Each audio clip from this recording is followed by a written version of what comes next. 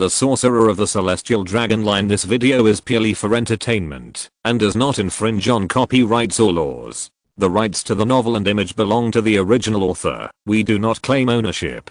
Don't like waiting and want to listen to this fanfic in full now? Subscribe to our Patreon, where you'll find the best fanfics. Chapter 226. Half Giant Eagle. The light of the morning sun fell on the earth. Facing the rising sun, a group of giant eagles with wingspans of more than 10 meters flew towards the sun. The golden light sprinkled on them, which was extremely dazzling.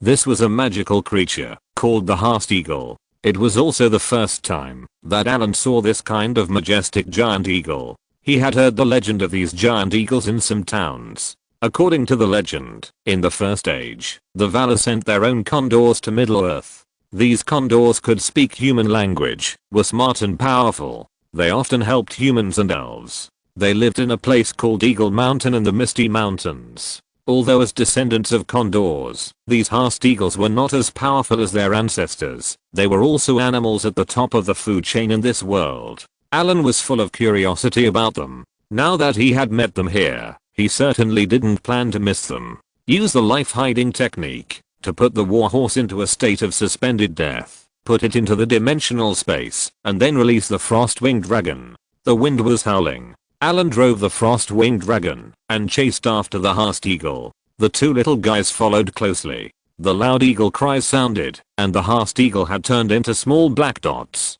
Although the frost-winged dragon was good at flying, it was much slower than them because it was carrying Allen. Seeing the figure getting smaller and smaller, Allen released the light body technique and the speed up technique in succession. The speed of the frost-winged dragon increased significantly, and the black dots in the distance finally stopped getting smaller. After flying for more than 10 minutes, Allen could see the giant eagles clearly from a distance. The sun's glory coated them with a layer of golden light, which was extremely dazzling from a distance. The giant eagle finally landed in a mountain surrounded by a group of mountains. The mountain peaks reached the sky. Some huge bad nests were built on the steep cliffs. A group of small eagles that were much larger than ordinary birds were flying and playing. These should be the children of the half eagle. Allen lowered his speed and slowly approached the mountain.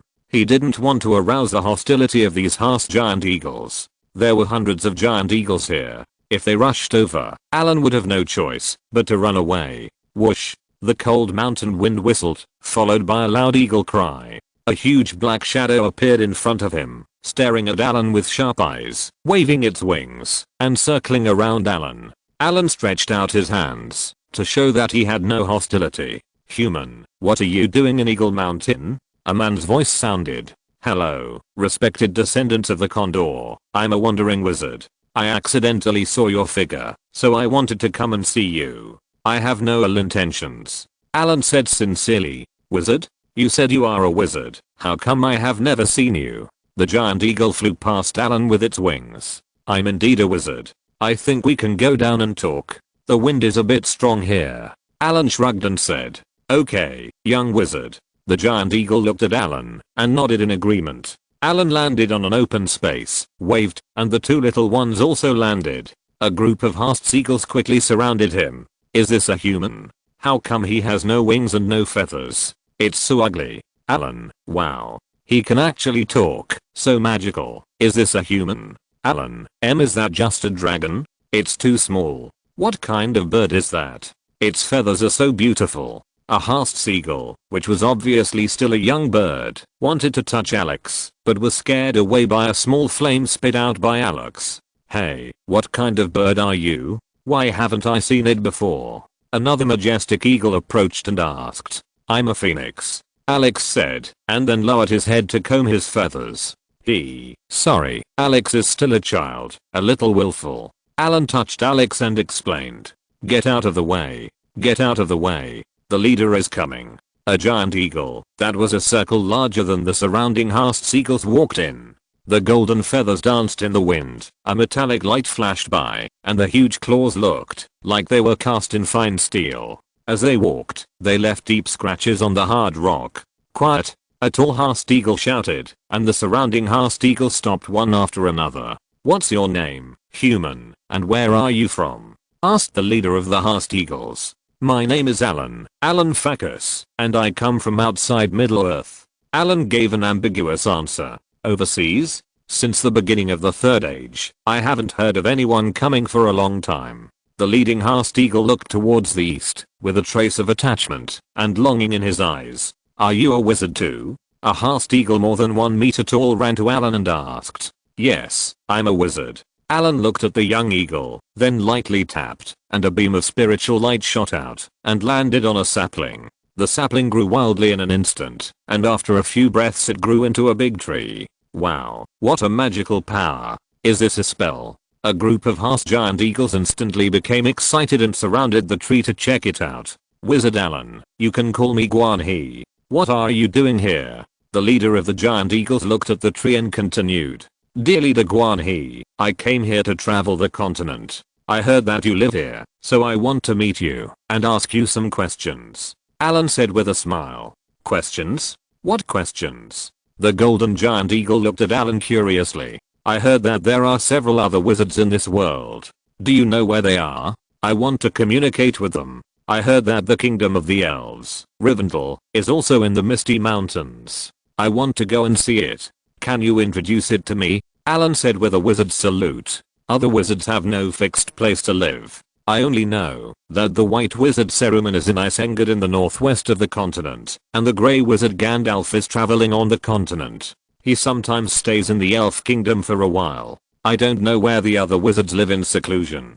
As for Rivendell, I do know where it is, but I can't tell you. The giant eagle tilted its head and looked at Allen and continued. However, I can pass the message to the elf king Ildarin. As for whether he is willing to welcome you, it depends on his intention, but I think it should not be difficult. Ildarin also has a good impression of wizards. Guan He, the leader of the Haast giant eagle, flapped his wings and said, Thank you very much for your help, Your Highness Guan He. Allen nodded with a smile. You can stay here for the time being. I will send my tribe to pass the message. Guan He left after saying that. Chapter 227 Eagle Mountain. Allen began to wander around Eagle Mountain. This Eagle Mountain is more than 4,000 meters high, but the climate here is as warm as spring. There are no other creatures around, but many other eagles are found on some cliffs around. These should be the servants of Haast's eagle. The element concentration here is also the highest around. Haast's eagle also has divinity. The golden color on their feathers is the manifestation of divine blood. Allen secretly scanned and found that these giant eagles are not weak. The strongest leader Guan He. Allen felt that he was even stronger than himself. Shock. Deg. I'm not as good as a bird. But if they really fight, Allen feels that his chances of winning are higher. Although he can fly, Haast's eagle does not have many spells. It is said that in the beginning, the ancestors of these Haast's eagles, the condors, were sent by the Valar, the gods of the Lord of the Rings, in this world to Middle-earth to help the elves and humans. Those condors are definitely celestial creatures, and Haast's eagle is their descendant. Allen used a lot of things to exchange some golden feathers with these giant eagles. The feathers of Haast giant eagles are replaced and grown throughout their lives. They will use these golden feathers to build eagle nests and hatch eaglets here. The feathers full of divine power can make their offspring's blood purer and stronger, which is a very precious wealth.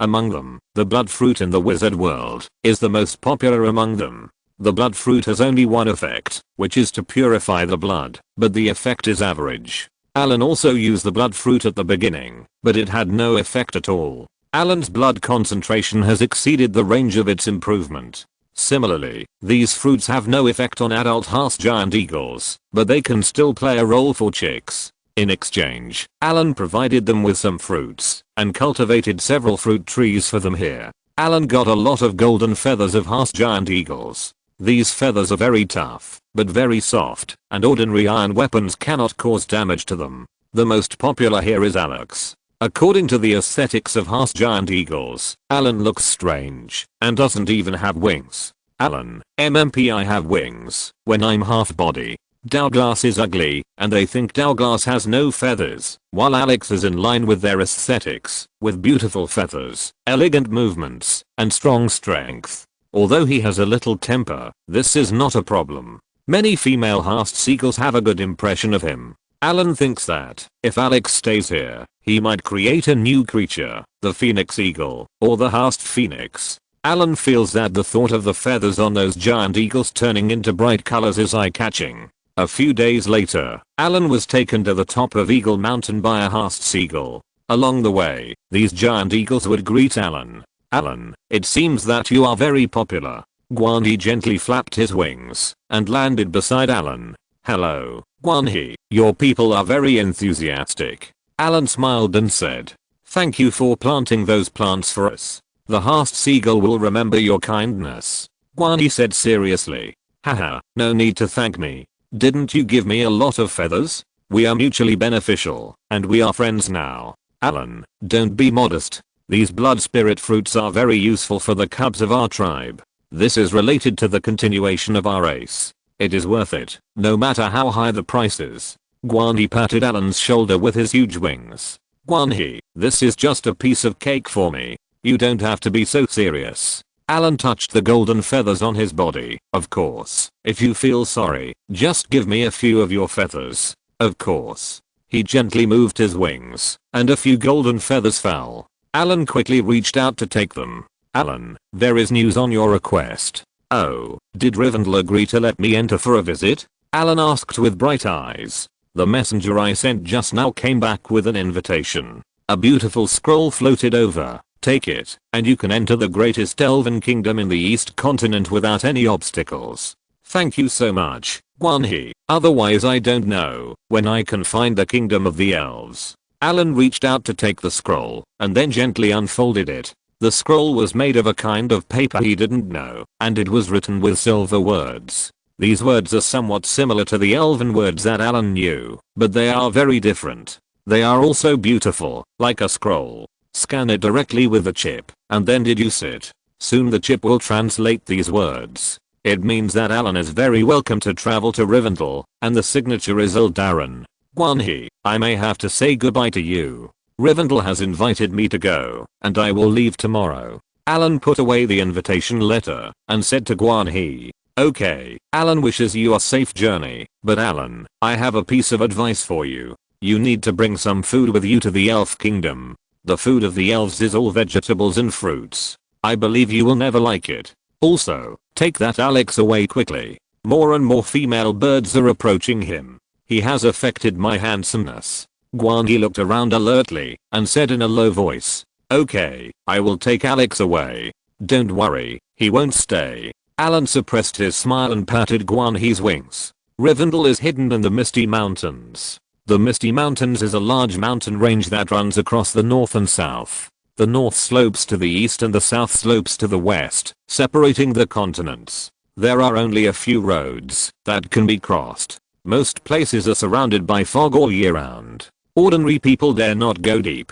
Rivendell is in the northeast of this mountain range. There is an arrow on the invitation letter that Allen holds. It will always point to the direction of Rivendell. Allen can find Rivendell by following the guidance of the arrow. After saying goodbye to Guan, Allen started on his way again. He did not fly directly on the frost-winged dragon. The vast misty mountains were too big, and there were many powerful creatures hidden in them. Who knew if he would provoke a powerful monster if he flew over there? Similarly, he also wanted to travel around the continent. Allen saw many dwarves on the continent. Unlike the dwarves on the wizard continent, these dwarves were shorter, about 1.3 meters tall. It was said that they had just fought a decisive battle with the orcs. Although they won the war, their king died in the battle. This battle caused them heavy losses, but the name of Thorin Oakenshield spread. Chapter 228 Rivendell.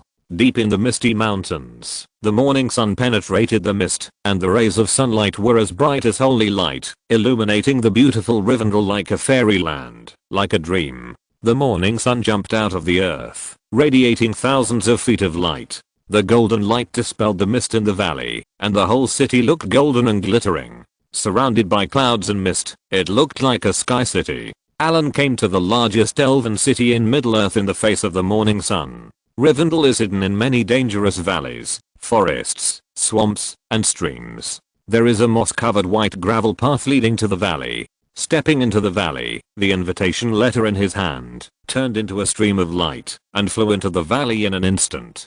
Soon there was a crisp sound of horse hooves in the valley, the mist dissipated, and a team of figures in gorgeous armor appeared. These people were slightly taller than humans, and had slender bodies. They wore helmets on their heads and their movements were even more uniform. At first glance, they were elite troops. "Hello, strange wizard. Welcome to Rivendell." A knight took the lead, and said to Allen, "Hello, I'm honored to come to the beautiful city of Rivendell." Allen made a wizard salute and said. Following this team of elven knights, they entered Rivendell. At a glance, they saw magnificent palaces standing on the edge of the cliff, waterfalls splashing on the cliffs, and many elves in luxurious clothes living leisurely. Allen entered Rivendell through a narrow bridge. After the two little guys entered here, they observed the surrounding environment with curiosity. Other elves were also curious about the little guys. When Allen followed the elf to a palace, there were already two figures waiting inside. They were Ildarin and Galadriel. "This is the wizard Allen. Hello, Gwan, he has already told me. Welcome to Rivendell. I'm Ildarin, the king of Rivendell." A handsome and elegant elf said. "Hello, strange wizard. Welcome to the kingdom of elves. I'm Galadriel." Then a female voice full of elegance and tranquility sounded. She was wearing a long dress, with an elegant temperament. The elven queen was looking at him with a faint smile on her lips. "Hello, my two elven highnesses. I'm the wizard Allen Farkus. I'm honored to come to Rivendell, to have a friendly exchange with you. They are my pets. This is Alex and this is Douglas." Allen performed a wizard salute and said. As Allen introduced them, the two little guys also landed on the ground and greeted them. "Sir Allen, if I'm not mistaken, this is a baby dragon." Ildarin looked at Douglas and said. "Your Highness is not mistaken. He is indeed a dragon." Allen touched Douglas's head, and the little guy closed his eyes and looked like he was enjoying it. "Your Excellency's strength is indeed extraordinary. This is the first time I have seen a wizard who keeps a dragon as a pet," Ildarin said with emotion. "There are not many dragons in this world. Smaug, who occupied the Lonely Mountain and destroyed the kingdom of Erebor of the Durin dwarves, is the last dragon in Middle-earth. Where does wizard Allen come from?" The elven queen Galadriel beside him had bright eyes, and it seemed as if she could see through people's hearts. "I come from outside Middle-earth, the world of wizards," Allen said with a slight smile. As soon as he entered here, Allen felt that the strength of the two elven kings was about the same as his, and Galadriel had a strong spiritual power. Being stared at by her, it felt like all his secrets were seen by her. Of course, Allen knew that this was an illusion. Although her mental magic was very strong, Allen's strength was not weak. She had been prepared in advance. She could not see through Allen's heart, but could only tell whether Allen's words were true or false. The world of wizards? The two looked at each other. "I wonder what wizard Allen has to do in Middle-earth?" Ildarin asked. Now that the dark forces are ready to move, a strange and powerful wizard appeared at this time. He would not feel at ease if he did not ask clearly. "I came to Middle-earth to travel around, and I also want to exchange spells with the elves." Allen smiled and said his purpose. "We welcome Lord Allen to communicate, and we also want to learn about the wizard world." Ildarin and Galadriel looked at each other and said. Then Ildarin arranged for an elf to take Allen to a palace to live. After Allen left, Ildarin looked at Galadriel. He didn't lie. I didn't feel any malice from him. Galadriel naturally knew what he meant and said directly. "But his strength is very strong. I can't see through his heart. Since there is no malice, then make friends with him. It is better to be friends with a powerful wizard than to be an enemy." It must be said that life in Rivendell is very leisurely. As an immortal species, the elves have a lot of time and don't live a fast-paced life like humans. Since the elf king Ildarin agreed to communicate, several people would communicate in a hall every other day. At the same time, there were some elven scholars. These scholars are somewhat similar to the wizards of the academic school. Although they are much weaker in strength, they know a lot about various histories, cultures, customs, and ancient secrets. Each of them can be called knowledgeable. Similarly, the application of runes in this world also exceeds that of the wizard world. The weapons and armor of the elves use a lot of rune technology, which can almost be mass-produced, while the wizard continent is still at the stage of small workshops. The application of spells in the wizard continent is much more than that. There are not many spells in this world, and most of the time it is still physical combat, but their manufacturing process of magic accessories also makes Allen amazed. There are 3 magic rings in the elves, namely Naya, the ring of fire, Nanaya, the ring of water, and Viaya, the ring of air. The ring of fire Naya is a ring inlaid with rubies. Wearing this ring can make you immune to fire damage, it can resist fatigue, and make you energetic. This ring was given to Gandalf. The ring of water Nanaya, also known as the diamond ring, is made of mithril, and inlaid with a huge diamond. This ring is worn on Galadriel's hand. Its power is to protect and hide. Lothlorien is protected by this magic ring, and outsiders cannot even see Lothlorien. The ring of air, Viaya, is a sapphire ring made of pure gold. It is said to be the most powerful of the 3 elven rings. It has the power of healing and protection. It can also control elemental forces, change the terrain in a small range, summon torrents, etc. Chapter 229 Goblin Lair. The casting process of the elven rings came from the Lord of Darkness Sauron, so these rings will still be affected by the Supreme Ring, but because they were not cast by Sauron, his influence on the elven rings is limited, and they cannot become his puppets like the 9 human rings. Allen used some wizard spell templates to exchange the manufacturing process of the rings with the elves. He is also ready to try to cast one of these powerful magic items. Alex and Douglas are now the most popular creatures in Rivendell. These elves like Alex very much. After all, its beautiful feathers are a fan-attracting weapon. As for Douglas, because he is a dragon, these elves are also full of curiosity about him. Just a few years ago, they heard that a dragon destroyed the dwarf kingdom.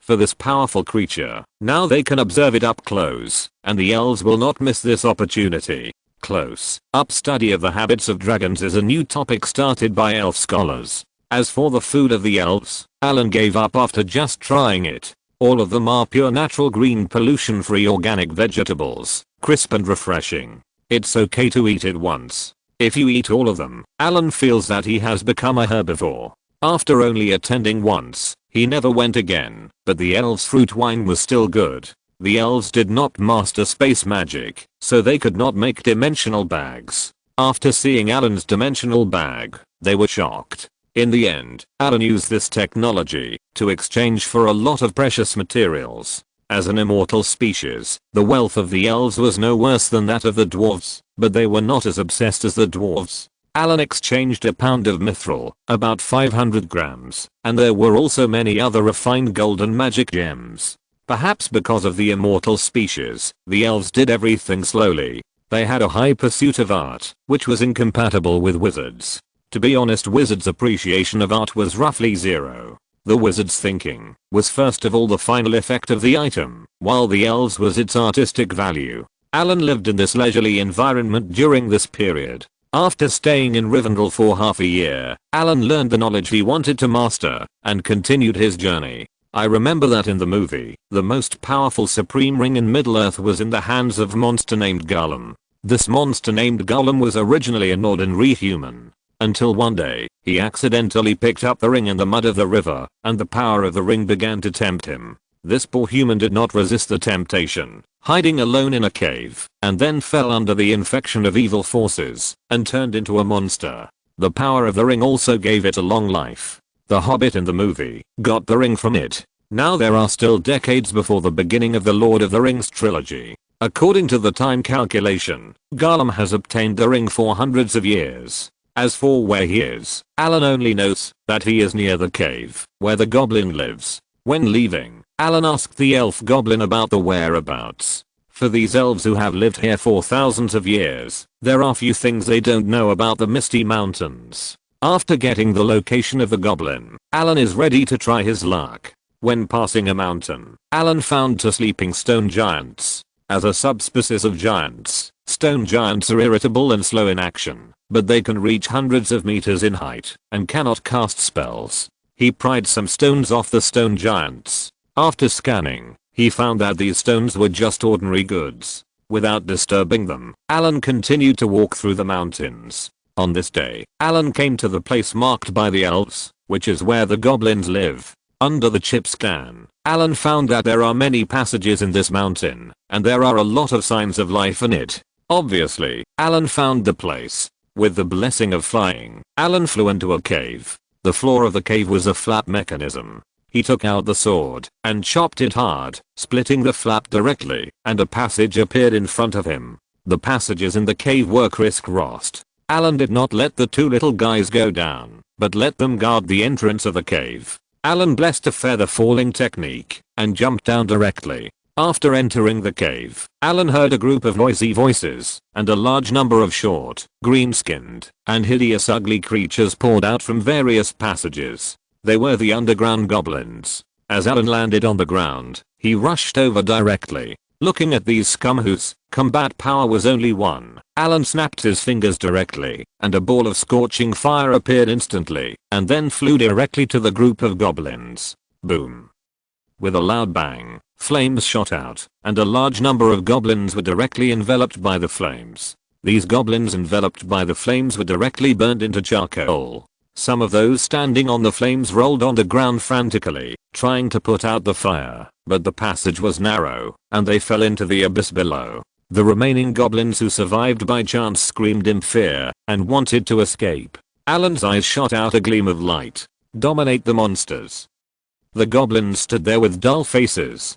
Take me to find your leader. Following these goblins, after walking for a long time in these maze-like passages, Allen finally saw a meat mountain in a huge cave. It was a huge meat mass 2 meters tall. Compared with other goblins that were less than 1 meter tall and had thin limbs, it was a completely different creature. Without any nonsense, Allen directly controlled the monster and controlled the goblin leader. Go and give orders to find a monster named Golem. It should be near the water source below this cave. Compared with these ugly goblins, Allen's purpose of coming here was to find the supreme ring hidden here. As the goblin leader gave the order, these numerous goblins quickly dispersed into the cave below. The terrain here was complicated.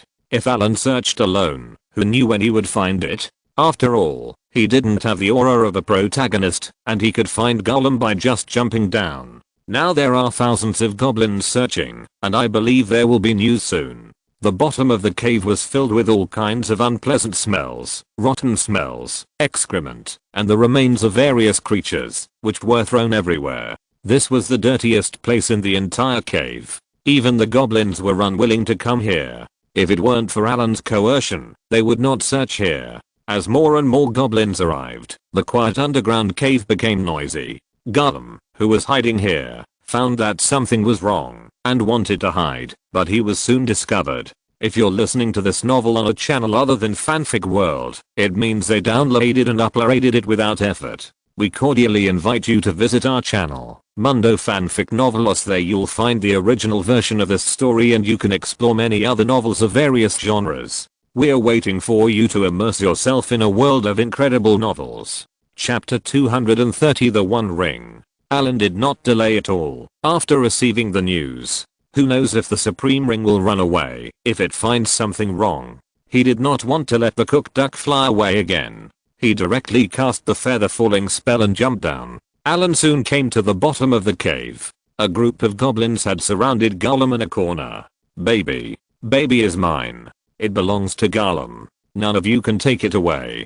Baby, a hoarse and unpleasant voice came over. Allen was overjoyed when he heard it. He knew it was Golem's voice. He flashed and appeared in the corner of the cave the next moment. This is a pool of water. There is a protruding rock next to the pool. On the rock, a creature with an extremely thin body, a huge head, and small limbs, who looks like a stickman, came into view. It was Golem. Giloo.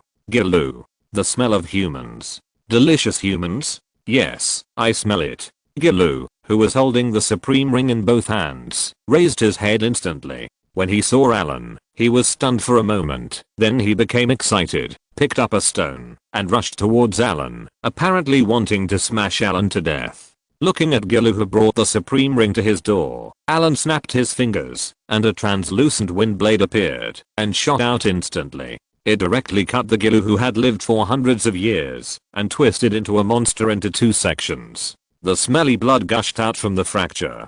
Baby, my baby. As he whispered softly, Giloo's eyes dimmed. After killing Gilu, Allen came to his side, summoned a wizard's hand, took the bag from his waist, and a ring shining with golden light appeared in front of him. Just by taking a glance, Allen could feel the powerful power inside. When Allen got the ring, a faint whisper came from the ring. A feeling that, as long as I wear it, I can become the king of the world emerged in my heart. Perhaps it felt that Allen was not moved, and the magic ring began to seduce in various ways. Allen clearly felt that it was constantly emitting waves of charming spiritual fluctuations. Protect from evil. A flash of light flashed, and all the whispers around disappeared. A faint scream came from the supreme magic ring. The seductive spiritual fluctuations also disappeared.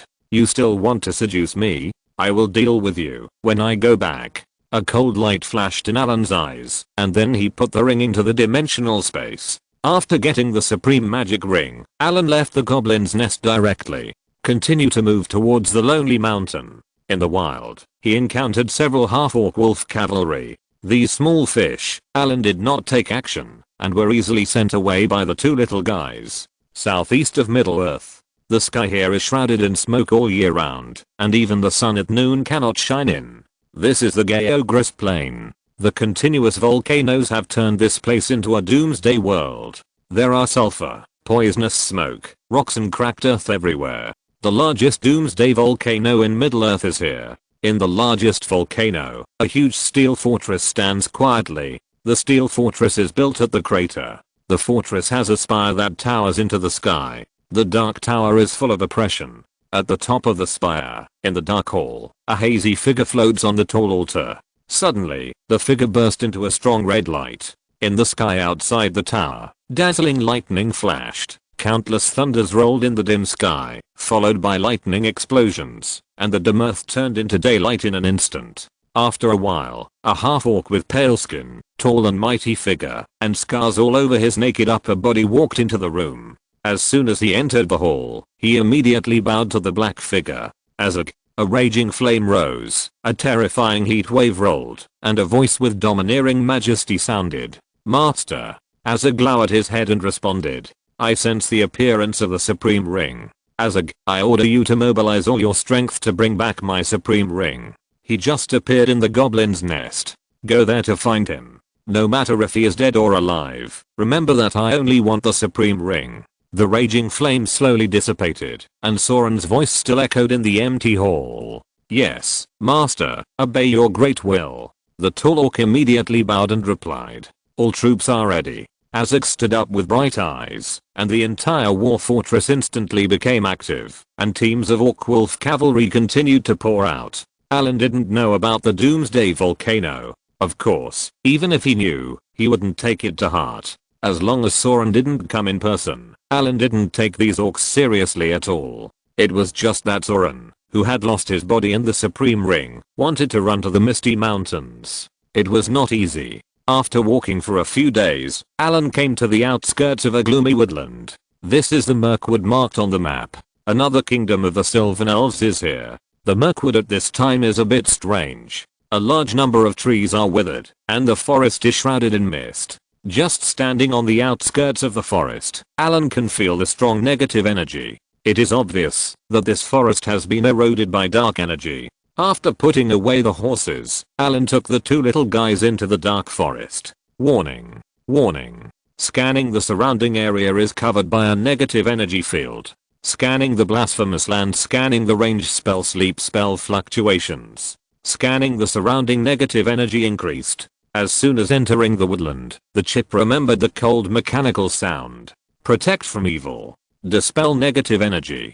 Two spiritual lights lit up in succession. One spiritual light appeared on the surface of Allen and the little guy's body, and the other white dazzling light spread instantly, dispelling all the surrounding fog. The trees in the dense forest were very old and tall. The sky was blocked, and the ground was covered with fallen leaves. The surroundings were filled with miasma and fog, which were constantly dispelled as Allen went deeper. The dark creatures hidden in the dark jungle would make a sizzling sound as soon as they were swept by the white light. If they were not able to dodge in time, and were covered by the white light, they would quickly burn. A large number of giant spiders in the jungle died one after another, and blood slowly flowed out of the spiders' bodies, dyeing the surrounding ground dark green. A fishy smell filled the surroundings. Allen frowned slightly, and the two little guys also looked disgusted.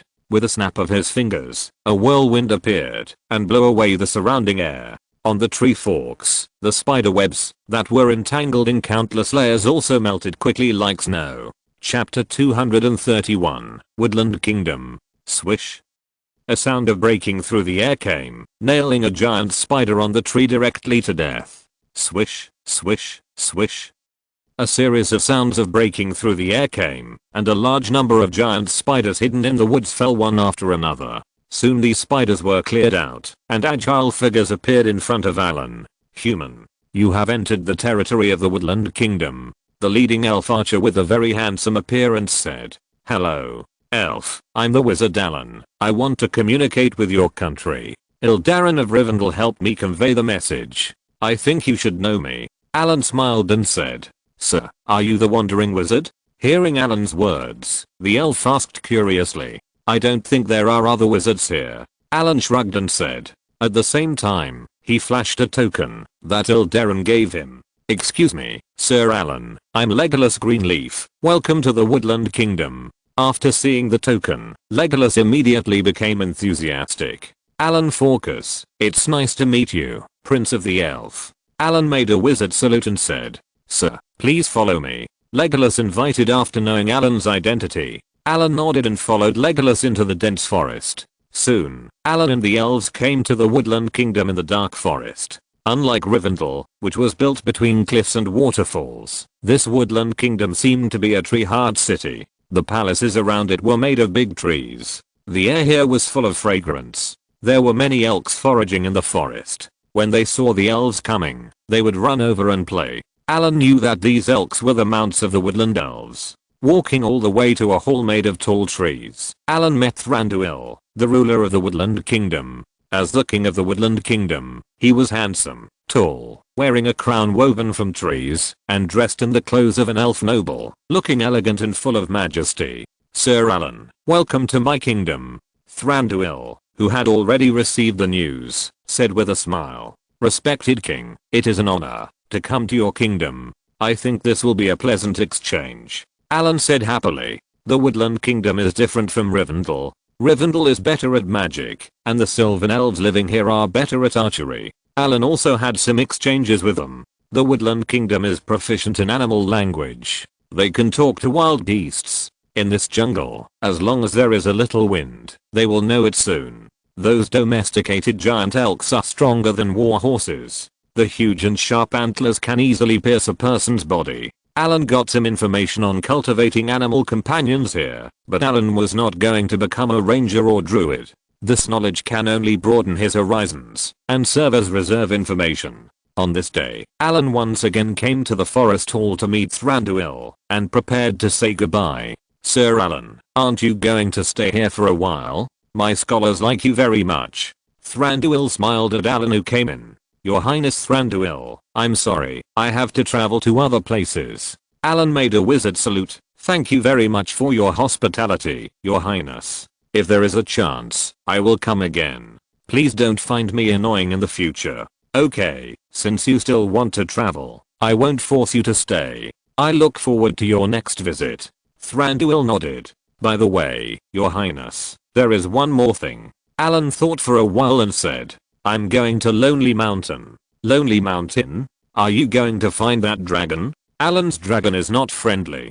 Thranduil heard that Allen was going to Lonely Mountain and interrupted Allen directly, frowning and said, Haha, Your Highness, listen to me. That evil dragon is not invincible. I know that. When it attacked the town of Riverdale, a scale was shot off its heart by the Lord of Riverdale, Jirian.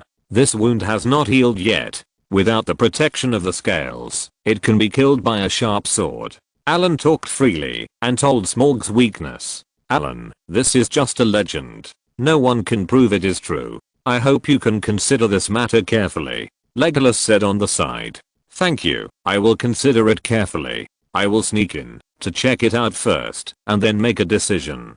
Similarly, if this rumor is true, I hope you can provide help. After all, I'm a wizard, not an archer. Allen shrugged and said, "Okay, Sir Allen, I agree with your decision." Thranduil agreed directly. "Father, this..." Legolas wanted to say something, but thought about it, and shut up again. "Thank you very much for your help. Then now we need to allocate the ownership of the treasure," Allen said with a smile. "I need all the rare metals in the Lonely Mountain, refined gold, mithril and other magical metals. As for gold and silver, I don't need them. The treasures in the Lonely Mountain are indeed amazing, but I'm not a dwarf, and I don't have any obsession with those gold treasures. All I want is a white gem, a gem that looks like white moonlight. That is the token of love I gave to my wife." Thranduil was silent for a moment and said slowly, "White gem. Okay, I get it. I will give it to you personally." Allen nodded in agreement. The two sides tacitly did not mention the original owner of the treasure of Lonely Mountain.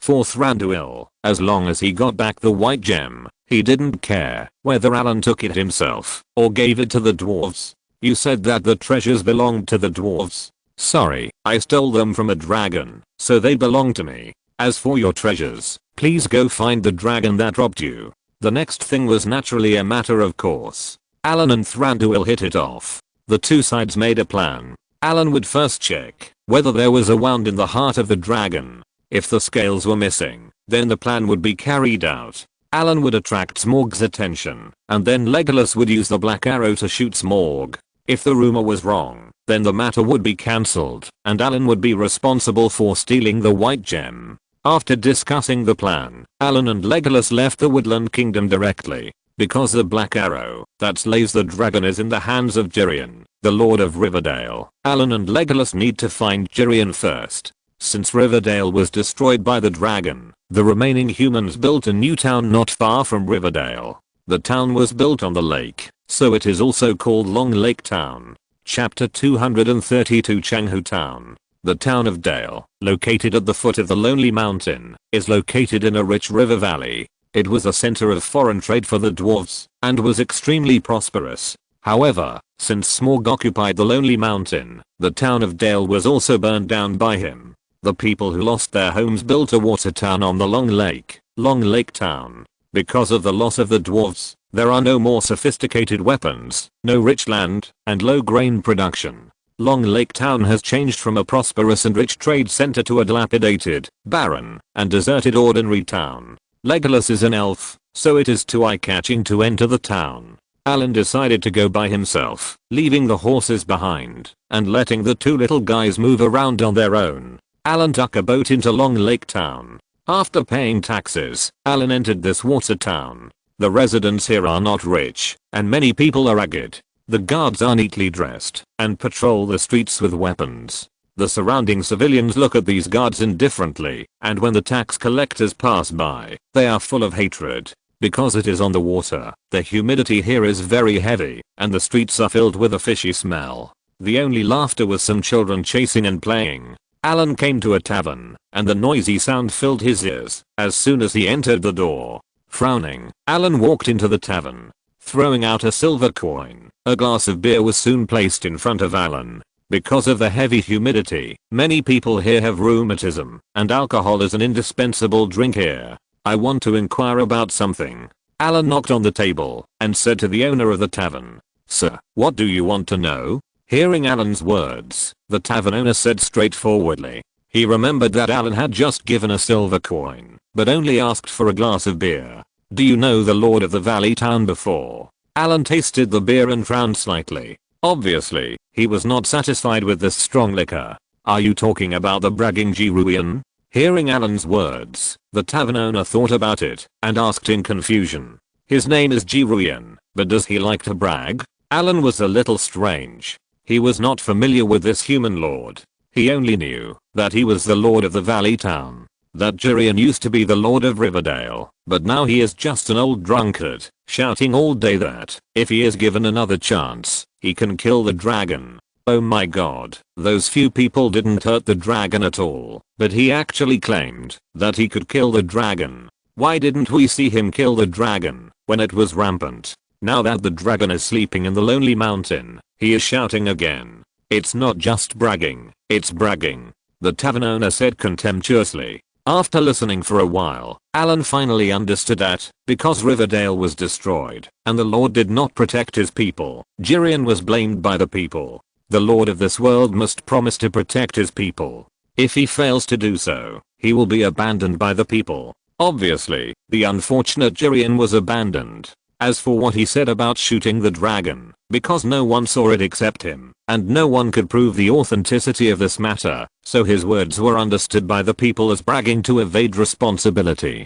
The residents of Riverdale who suffered heavy losses needed an outlet to vent their anger. The dragon was too strong, so they could only find Jirian. Besides, Jirian did not fulfill his duties. Jirian is now a drunkard. He is incapable of protecting Riverdale, and can only talk big. What do you want to do with him? The tavern owner asked curiously. Oh, I'm a bard, traveling on the continent. I heard about the story of the dragon Smorg in other places. I was curious, so I asked about it. Later, I heard that someone hurt the dragon, so I wanted to find that person, to find out the situation. Allen made up an excuse to prevaricate. So, the drunkard is in the corner inside, but you will be disappointed. No one can hurt the dragon. Jirian is just a liar who talks big.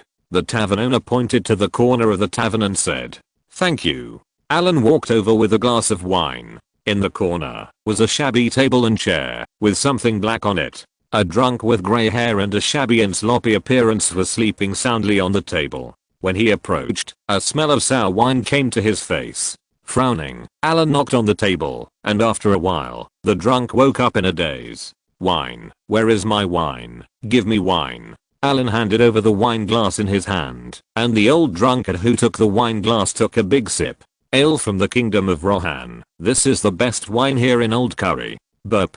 Hey, after a satisfied burp, the old drunkard was put down. "Young man, tell me, what do you want to do with me, an old drunkard?" Looking at Allen, the old drunkard rubbed his red wine nose and said, "I heard that you shot off Smorg's scales. Can you tell me if this is true?" Allen smiled slightly. "Someone must have told you just now that this is fake. I'm just a liar and a boastful old drunkard. Why did you still look for me?" "Haha, I still think we should listen to the person involved. I did shoot off Smorg's scales. If I'm given another chance, I will definitely kill it." When he said this, the old drunkard's eyes turned red, but soon he was discouraged and said, "Hey, but there is only one chance. I'm just a loser, a drunkard, a liar, and no longer the lord of Riverdale town. Jirian, can you let me see the arrow you shot to wound Smorg?" Allen looked at him and said, "Since you are interested in listening to the nagging of an old man like me, then follow me." Jirian stood up staggeringly and walked out the door. Allen followed and left the noisy tavern. Jirian staggered in front of him, passed through several alleys, and then walked into a dilapidated house. When he went in, he could see that the house was bare and a boy of 17 or 18 was repairing a wooden barrel in the house. "Bard, take out the black arrow and show it to this gentleman," Jillian shouted directly. "Okay, Dad." Looking at Allen curiously, Bard didn't say much. He stood up and walked to the back of the house. He put away a few clothes and took down the clothes rack. Then he went back to the house. At this time, Allen realized that it was not a clothes rack, but a long black arrow. The black arrow was used to shoot large animals, so it was naturally made very large. Compared with an arrow, Allen felt that it was more like a spear. Chapter 233 Black Arrow. The black arrow was about 1.5 meters long, with a spiral tip and deep blood grooves on the edge. Reaching out to take the black arrow, it was not as heavy as he had imagined. Allen could not tell the material of the arrow, and there were some runes on it, which was obviously an enchanted arrow. Chip. Scan the material of the black arrow. An invisible light wave swept past, and soon the information of the black arrow appeared in front of Allen. Black arrow, material, mithril, star meteorite, fine gold, star sand enchantment, armor breaking LV2, sharpness LV2 weight. 5.18 kilograms length. 1.476 m. Seeing that it had to level 2 enchantments and various materials attached to it, Allen was also secretly shocked. The cost of this black arrow was not cheap at all. Even if Allen made it, it would cost thousands of gold coins. "Jirian, I believe you hurt the dragon." Allen stroked the dragon slaying weapon and said with some emotion, It's useless for you to believe it, because others don't believe me.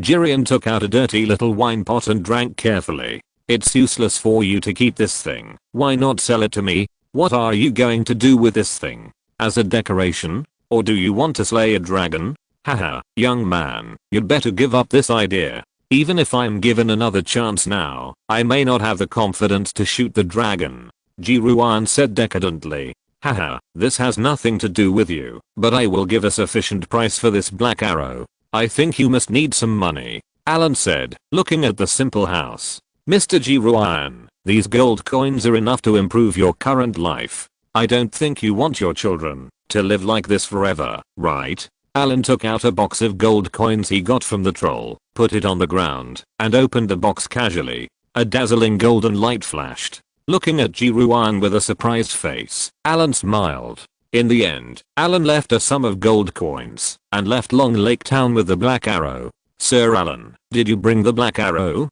Seeing Allen coming back, Legolas came up.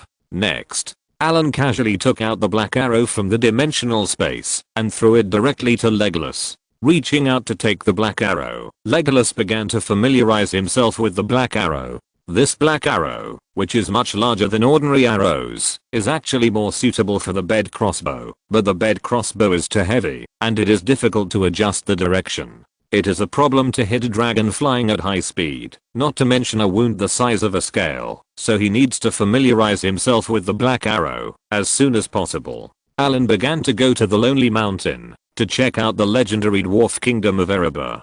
This is a fortress built completely in the mountains. Since Smaug occupied this place, he closed the door and hid inside to sleep. It is not easy to get in. Allen searched for a long time before finding some ventilation holes on a cliff. The ventilation holes are not big, only a dozen centimeters high. According to Allen's body size, he can't get in anyway, but for a wizard, this is not a problem. Fossils into mud. A flash of inspiration flashed, and the hard rock wall quickly softened. Allen easily dug out a hole as high as a person on the rock wall. Mud to stone can turn about 10 feet of rock into mud and sand each time. After performing it several times in a row, Allen successfully entered the underground world of Erebor. As soon as he entered the hall, Allen was dazzled by the golden light. After a while, he regained his vision. The whole hall was more than 30 meters high, about 100 meters long, and 50 meters wide. At this time, the hall was full of gold coins, silver coins, gems, gold and silver jewelry, and gold and silver utensils.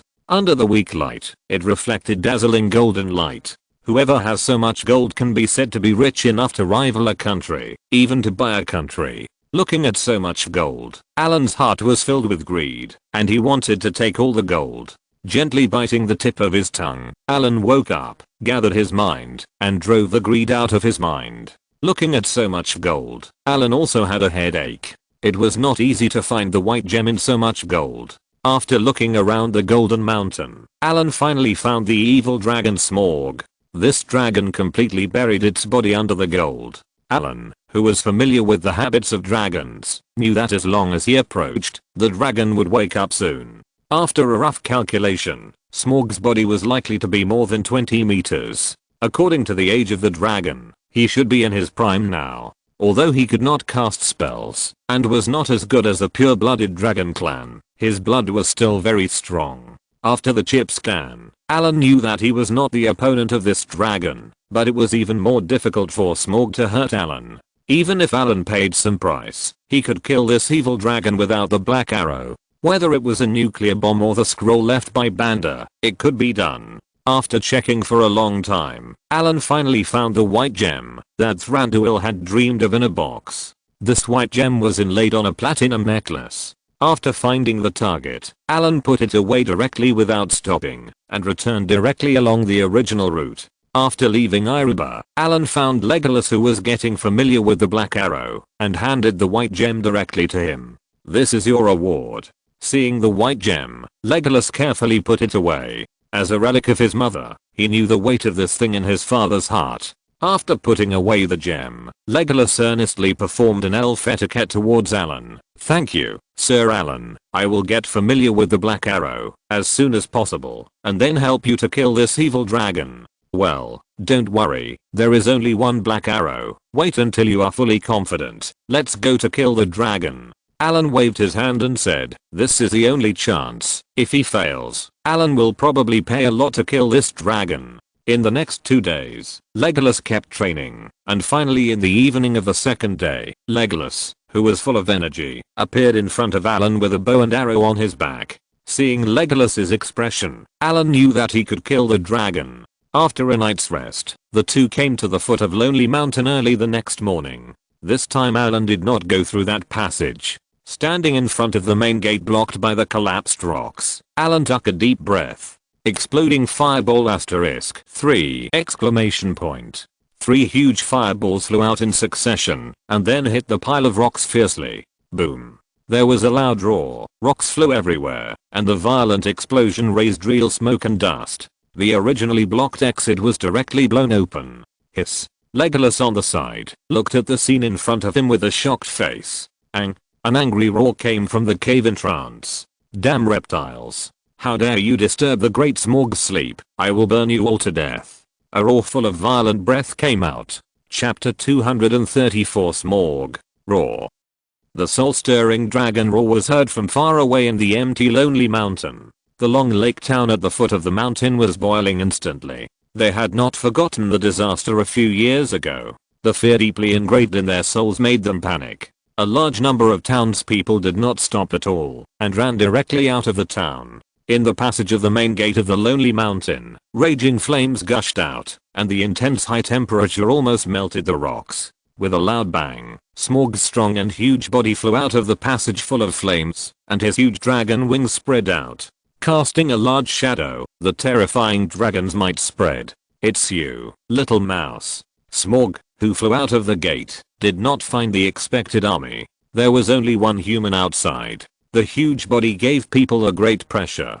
Being stared at by the fire dragon Smaug, Allen felt the pressure doubled. Go to hell, little mouse. Smaug's vertical pupils were cold, and then his bloody mouth opened. His whole body was bright at this moment, and then he opened his mouth and spurted out a scorching dragon breath. Short distance teleportation. Half dragon. Allen's figure suddenly disappeared from the spot. Although he is now highly resistant to fire, he definitely dare not resist the dragon's breath. Although Smaug looks like a half-blood dragon, he has the blood of a red dragon, and the dragon's breath damage can easily clear a life-restricted area. This is why it can easily break through the dwarf kingdom of Aluba and destroy the town of River Valley. The surging heat wave covered a large part of the area, and Allen directly activated his bloodline to become a half-dragon state. Sensing that Allen's breath did not disappear, but appeared in another place, Smaug's huge body flew over directly. Although the cunning little mouse escaped and made him feel a little surprised, as a dragon, he didn't care about it at all.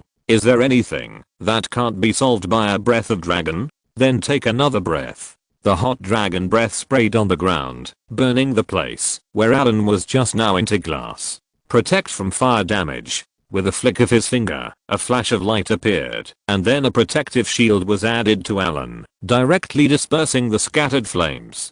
Cat's grace. Bear's toughness. Bull's strength. Then the flash of light appeared, and a series of auxiliary states were added, making his body more agile and fast. Smaug's breathing came from behind him. His speed on the ground was always faster than flying. Allen felt the hot breath coming from behind him, and then a dragon's breath enveloped him in a sea of fire. Still couldn't escape.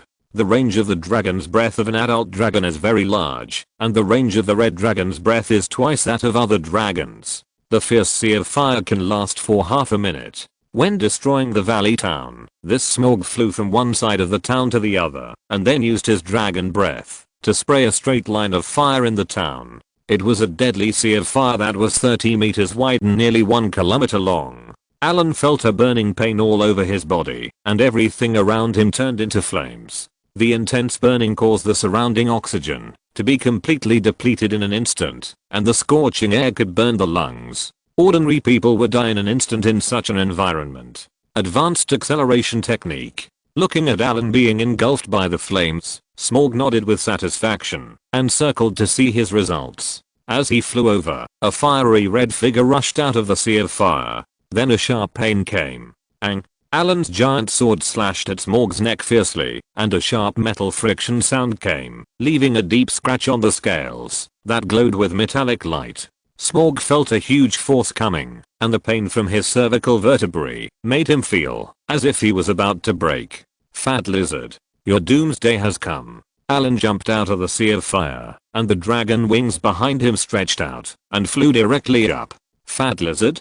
Smorg, who was holding back the pain, heard Allen's words and instantly turned around, and his monstrous murderous intent became real. You damn bastard, I'm going to tear you into pieces and then eat you. The furious Smorg blew a breath of dragon's breath directly at him. Allen, who was flying in the air, was not slow at all. He flapped his wings and dodged directly. The huge Smorg could not keep up with Allen's speed at all. Relying on his small body, he kept dodging the dragon's attacks. You fly, reptile, damn bastard.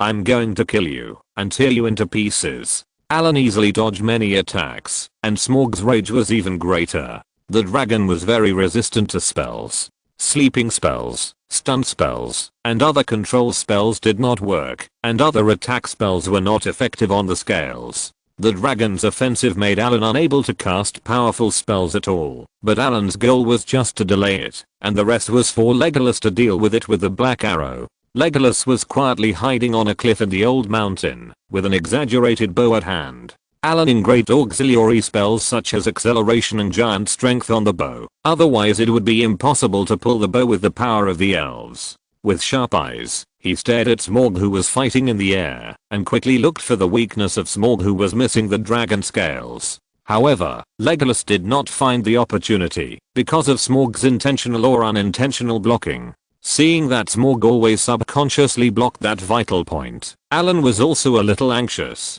Although he had been playing with Smorg, because of his small body and flexible movements, he knew the danger in his heart. It was like dancing on the tip of a knife and standing upside down on a cliff. If he was not careful, he would be seriously injured.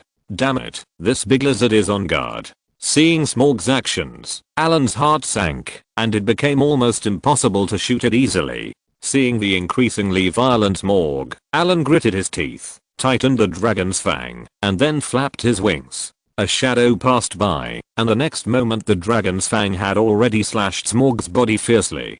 Dang. With a loud noise, as if slashing on a piece of ironstone, Allen's arm was numb, but Smorg's body also trembled, and a deep sword mark appeared on the scales, and the surrounding scales had shattered. Little fly, die. Smorg's eyes flashed with a mocking look, and a black shadow came in an instant. Allen only had time to hold the dragon's fang horizontally in front of him. He felt a great sense of crisis in his heart, and his hair stood up. With a thought, the wizard armor on the spider silk robe was instantly activated, and the dragon scale leather armor also emerged. Bang! The black shadow suddenly hit Allen, and the magic auras shattered one after another, turning into dots of light. The black shadow fiercely hit the dragon's fang, and then hit Allen's ribs. Chapter 235 The Death of Smorg. Allen felt a sharp pain, his eyes went dark, his body flew out, and a mouthful of blood spurted out. Short distance teleportation. Allen injured the pain, and disappeared in an instant. At the moment of disappearance, Smorg's claws grabbed the ground fiercely, and rocks flew everywhere. The huge claws crushed the surrounding rocks. If Allen couldn't dodge in time, he could imagine what would happen to him. Ahem. Damn it, my ribs were almost broken this time. Allen looked at Smorg with lingering fear. The black shadow just now was his tail, that he had not used. At this time, Allen saw that there was a small bone hammer on Smorg's tail. Smorg had always hidden this weapon behind him, and suddenly used it when Allen approached to attack. If it weren't for the short distance teleportation on the spider silk robe, Allen would definitely suffer a great loss this time. At this moment, Allen finally put away the idea of underestimating Smorg. He was able to destroy the dwarf kingdom and the river town. Although he was talkative, proud, and arrogant, he was not stupid. Super magic skill spell enhancement slowdown. Enduring the pain in his chest, Allen quickly cast a spell. A pale yellow light flashed and sank into Smorg's body, and Smorg's body slowed down for a moment. Seeing that the spell was effective, Allen breathed a sigh of relief. Although it was only slightly weakened, Smorg's flaws were finally slowly exposed. With a flap of his wings, Allen pounced on him again. This time, Smaug's speed could not keep up with Allen at all. His movements were always a beat slower. The irritable Smaug was furious. He did not kill Allen in one fell swoop just now, and his hidden trump card was also used. It was even more difficult to kill Allen now. Legolas, who was hiding in the distance, slowly drew out the black arrow. The huge bow was pulled open, and the black arrow was pulled open, pointing directly at Smaug, with sharp eyes staring at the vital point that was blocked from time to time. Allen dodged Smaug's attack again, tapped his toes, and jumped directly onto its back. Smaug turned over and tried to throw Allen off. His ferocious head turned 180 degrees, and then he blew out a hot dragon breath. Allen flapped his wings and was about to fly away. Smaug was not going to let him go. He turned around with great difficulty and chased after him. At the moment he turned around, the part that had been hidden was directly exposed. Legolas' eyes flashed. He clearly saw that Smaug's abdomen was missing a palm-sized dragon scale. Found it. Now, at the moment of determining the target, Legolas released the black arrow in his hand and shot directly at the weak point without scale protection. Bang! With a muffled sound, the bowstring vibrated, and the black arrow turned into a stream of light and shot out in an instant. The surrounding air vibrated, and the mountain wind blew his flowing long hair. Swish! With a sharp whistle that pierced the air, the black arrow pierced Smaug's body fiercely. Dragon blood gushed out from the blood groove of the black arrow.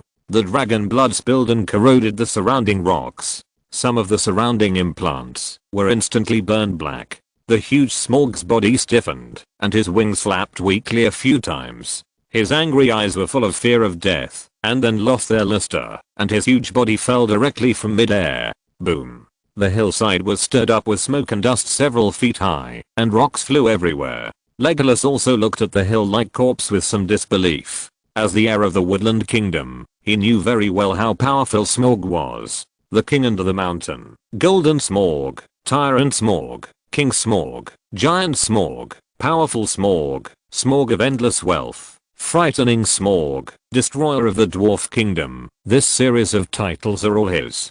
These titles represent the symbol of glory and strength, just like Thorin relied on the oak shield to resist the attack of the orc Azog, and then defeated the orcs and won the war, so the oak shield became his title. Smaug has so many titles, which is enough to prove his strength. This time Legolas Greenleaf should be called Legolas Dragon Hunter Greenleaf. It seems that this time is a great harvest, Allen said with a smile as he looked at the dead Smaug in front of him.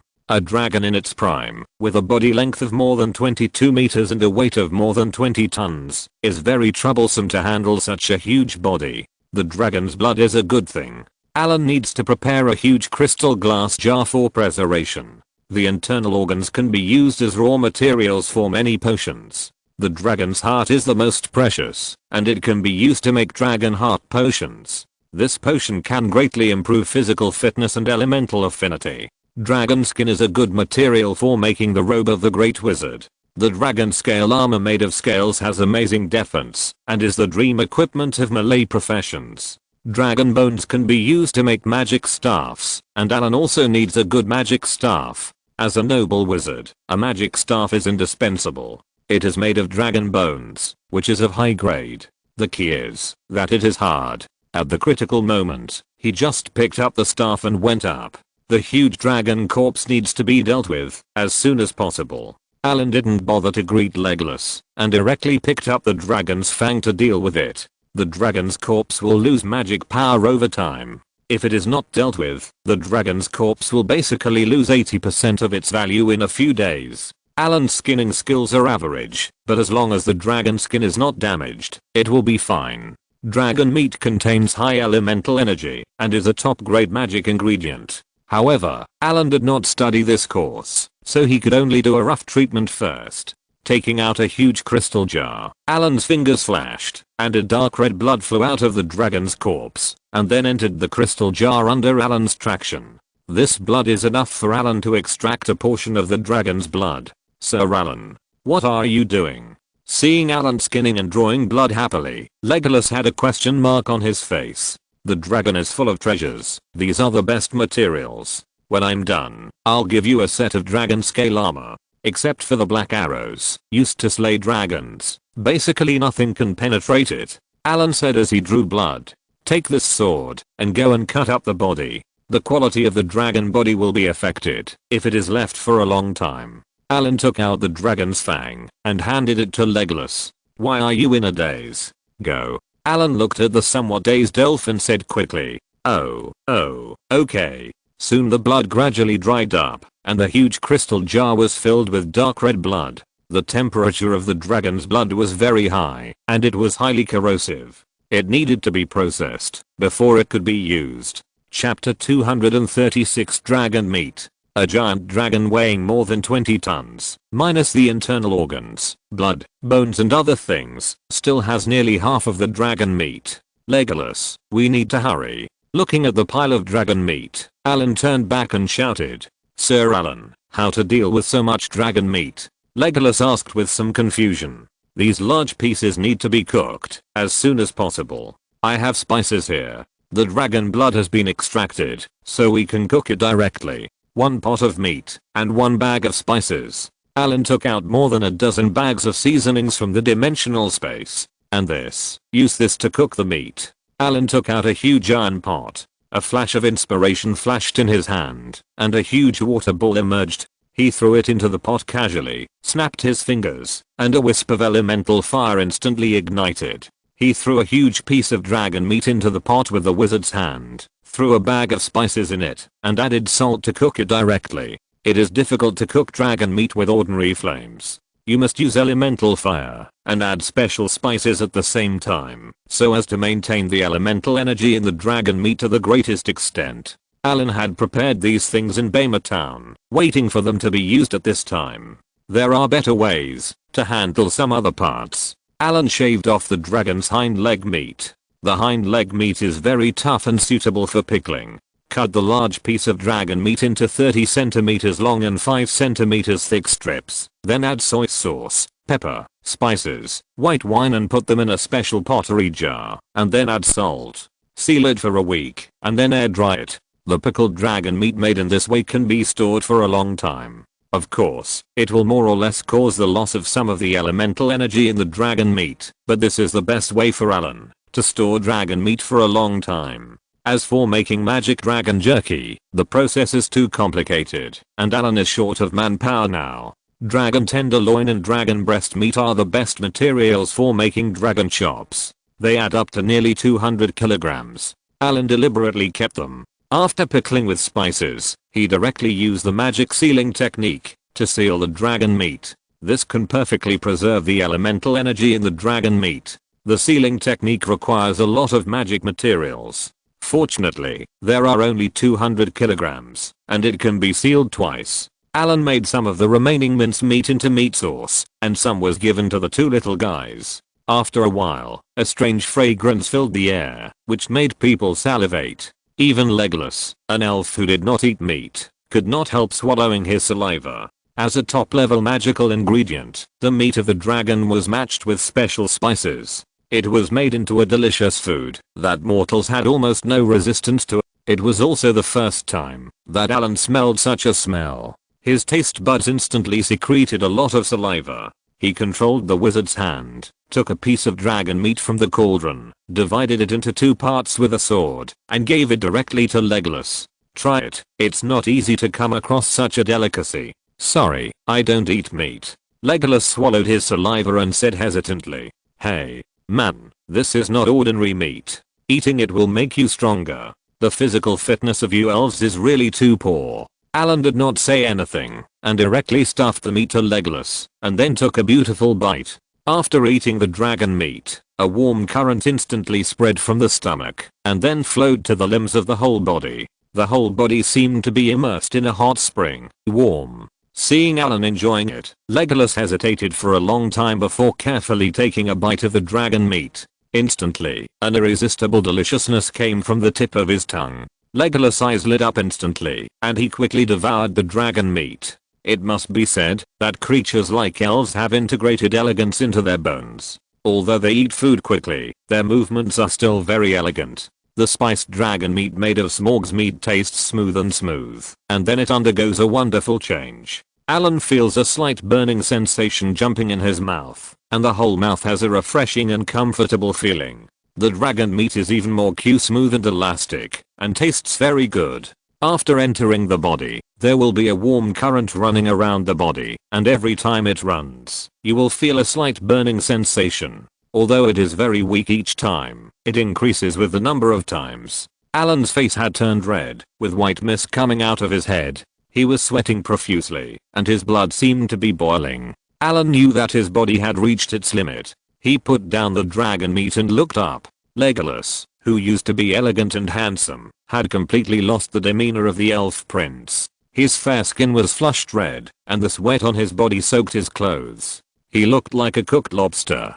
Legolas, you can't eat anymore. Allen stretched out his hand to stop the elf prince who was about to eat. The energy your body has endured has reached its peak. Eating more will cause damage to your body. Burp. Legolas stopped and burped, and sparks came out of his mouth. Okay, it's getting late, and there's still work to do. We need to speed up.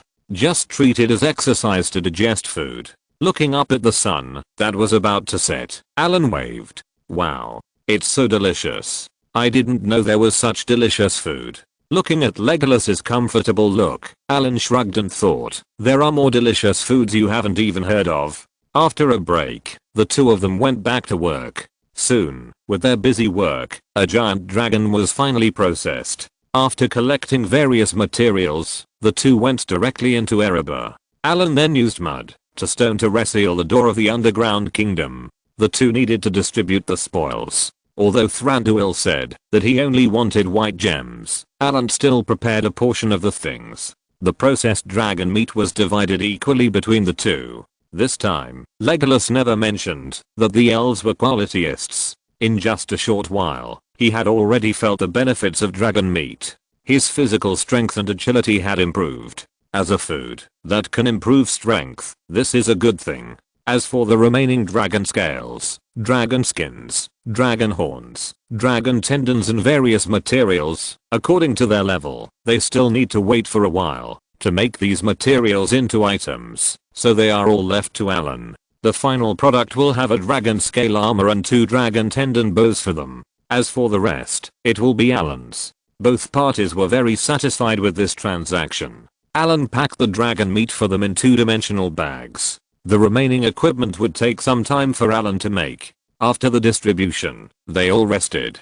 The next morning, Allen woke up early, crackling. As soon as he woke up, he felt a crisp sound from his bones. He was in a very good mental state, and felt that he had endless energy. If you're listening to this novel on a channel other than Fanfic World, it means they downloaded and uploaded it without effort. We cordially invite you to visit our channel, Mundo Fanfic Novelos. There you'll find the original version of this story and you can explore many other novels of various genres. We're waiting for you to immerse yourself in a world of incredible novels. Chapter 237 The Wind Rises. Without letting the chip scan, Allen also knew clearly that his physical fitness had improved a little bit. The energy of dragon meat had comprehensively improved Allen's physical fitness. There was still residual energy in his body. The dragon meat he ate yesterday was not completely absorbed. Feeling the warmth in his body, Allen felt that his physical fitness could be further improved in the coming days. Legolas left the Lonely Mountain with excitement, carrying white gems and a lot of dragon meat.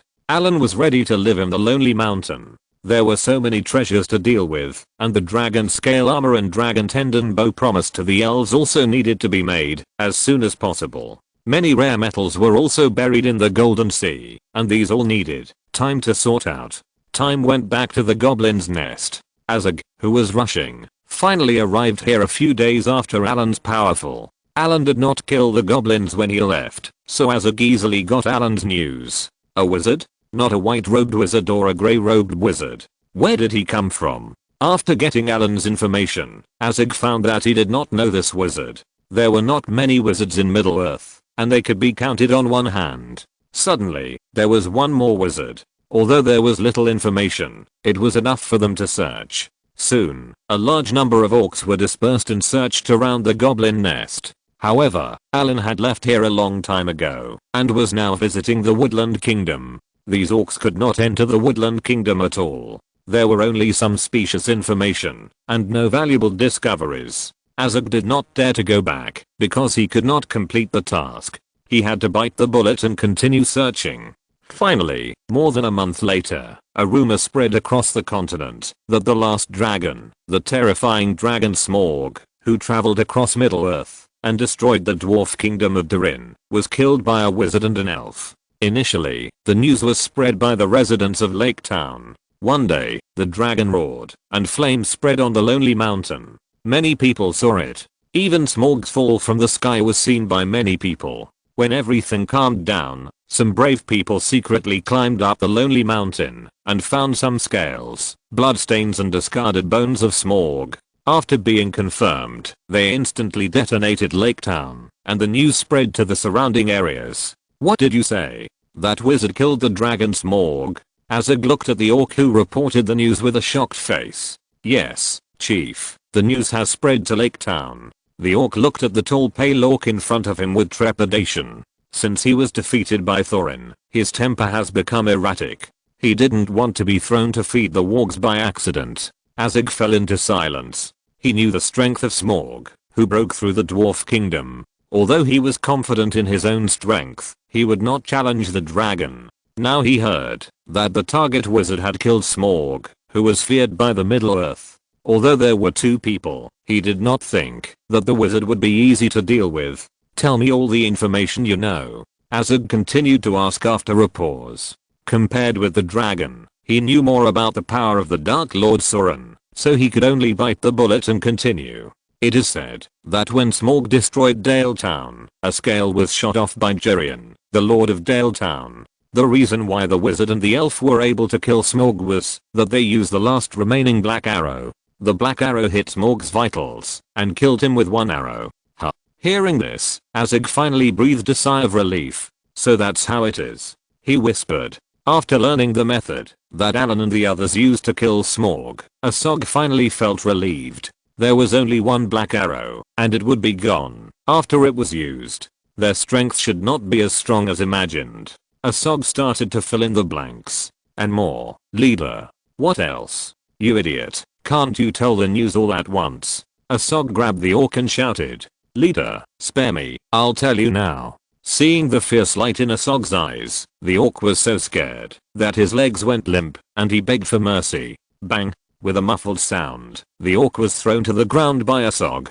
Tell me, if you dare to hide it again, I will feed you to my baby, Azog said with a gloomy expression. Someone saw that the elf had left the lonely mountain. Now only the wizard is left there. The orc didn't care about the pain, and quickly told the news he knew. On a temporary altar, the tall pale orc had just finished talking to the Dark Lord Sauron. After learning the news, Azog immediately contacted Sauron and informed him of the news. Sauron directly ordered the orcs to attack the Lonely Mountain. The geographical location of the Lonely Mountain is very important. The terrain is easy to defend and difficult to attack. If the kingdom of Angmar occupies this place, it can attack and defend, further compressing the power of other races in Middle-earth. As long as it succeeds, it will not only obtain the Supreme Ring, but also rule Middle-earth easily. Borg.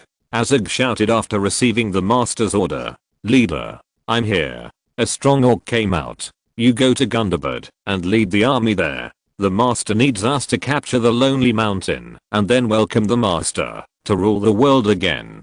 Azog shouted excitedly. Yes, leader, I'll go now. After saying that, he waved his hand and took a team of orcs and rode directly on the wolf to run towards Gundabad. Everyone, prepare the army, target the Lonely Mountain. Go. Azog gave an order, and the orcs all over the sky and the ground instantly boiled. Roar, roar, roar. With a roar, the orc army began to move slowly. What? Say it again. A 1.34 meter tall, bearded, muscular dwarf shouted.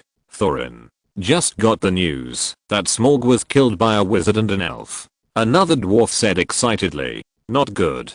Our treasure, the damn elves, the pointy ears, the faithless, and the wizard, they will definitely swallow our wealth and our arcane gems. No, we must take back what belongs to us. Let's go to the Lonely Mountain. The glory of the Durin dwarves needs us to take it back. Go back, go back. A group of dwarves shouted. packing up their luggage and heading towards the Lonely Mountain defense line. As the news spread, the dwarf lord of the Iron Hills, Dane Ironfoot, also got the news. Knowing that Smaug was killed, the dwarf lord could no longer sit still and directly summoned the dwarf army of the Iron Hills to march towards the Lonely Mountain.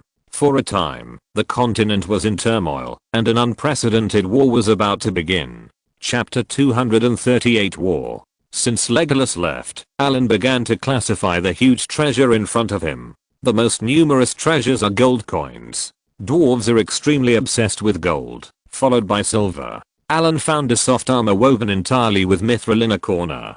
The soft armor is a little small, suitable for dwarves or thinner humans. Allen tried to wear it, and couldn't get in. Looking at this exquisite mithril soft armor, his only use is to melt it. It must be said that the dwarves are very talented in collecting treasures. Allen found a lot of rare metals here, and even found a piece of abyssal magic iron.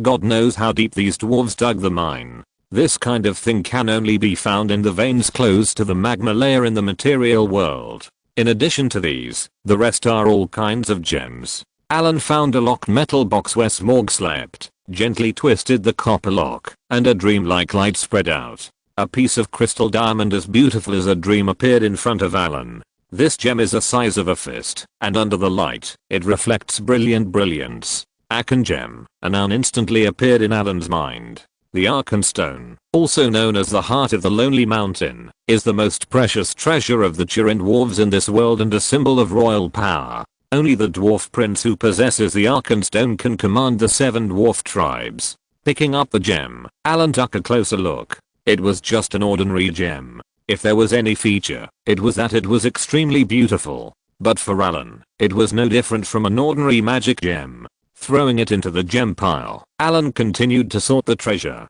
It took some time for Allen to sort out the treasure. He put away the rare metals and magic gems. As for the gold, Allen was going to remelt it into gold bricks and put it away. While Allen was busy, the orc army began to advance towards the Lonely Mountain. The huge digging worm accelerated the digging, and thousands of orcs followed closely behind.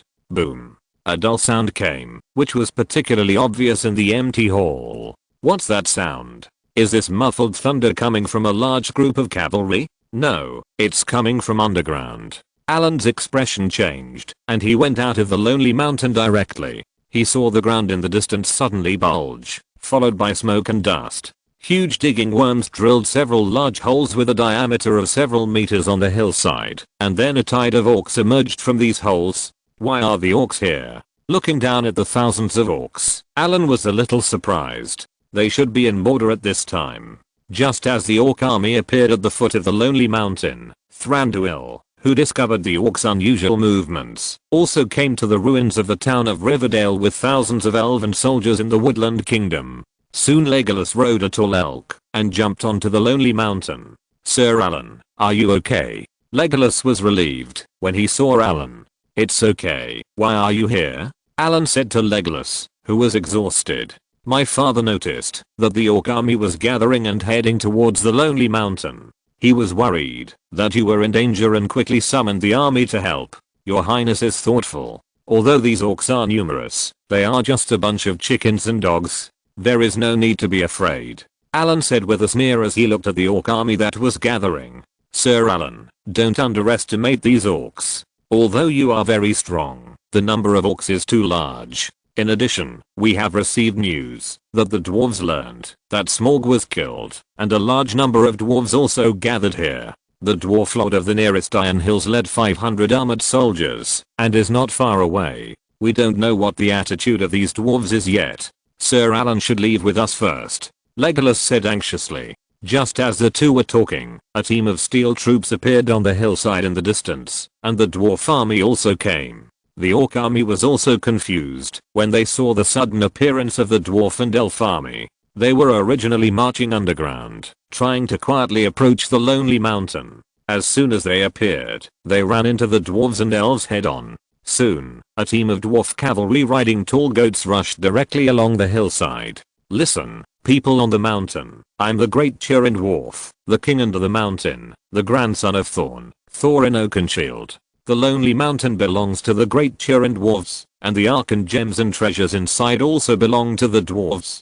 As long as you return the gems and treasures to me, you will be the best friend of all our dwarves." Allen took a look from a distance and ignored the group of dwarves. In Allen's opinion, the group of dwarves were just dreaming. They ran over with red lips and white teeth to declare that they had the ownership of the treasure and then wanted to occupy the treasure. It was a beautiful thought. Not to mention that these treasures were taken by Allen from Smorg. Even if they were a fortune, the owner should first express gratitude instead of giving orders as if it was his duty. Allen is not from this world and will not spoil these dwarves. He has learned a lot about the history of dwarves in the Elven Kingdom. The dwarves are not good birds. Although they are brave and good at fighting, loyal and diligent, they also like to break their promises. In the Second Age, the dwarves killed the then elf king Thingol for the Silmarils, and attacked and looted Doriath. Not long ago, the dwarves once again took the white gems entrusted by the elves for themselves. Allen would not believe these dwarves.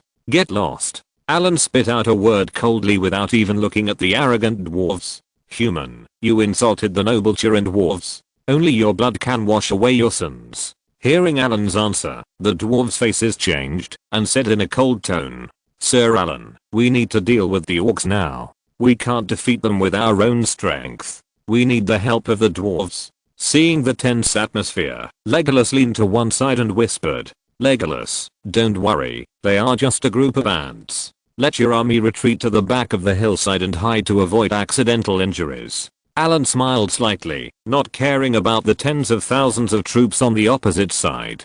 "Sir Allen, you are our friend. How can we abandon you?" "Legolas, I know, but my spell is too powerful. You will be hurt if you get close.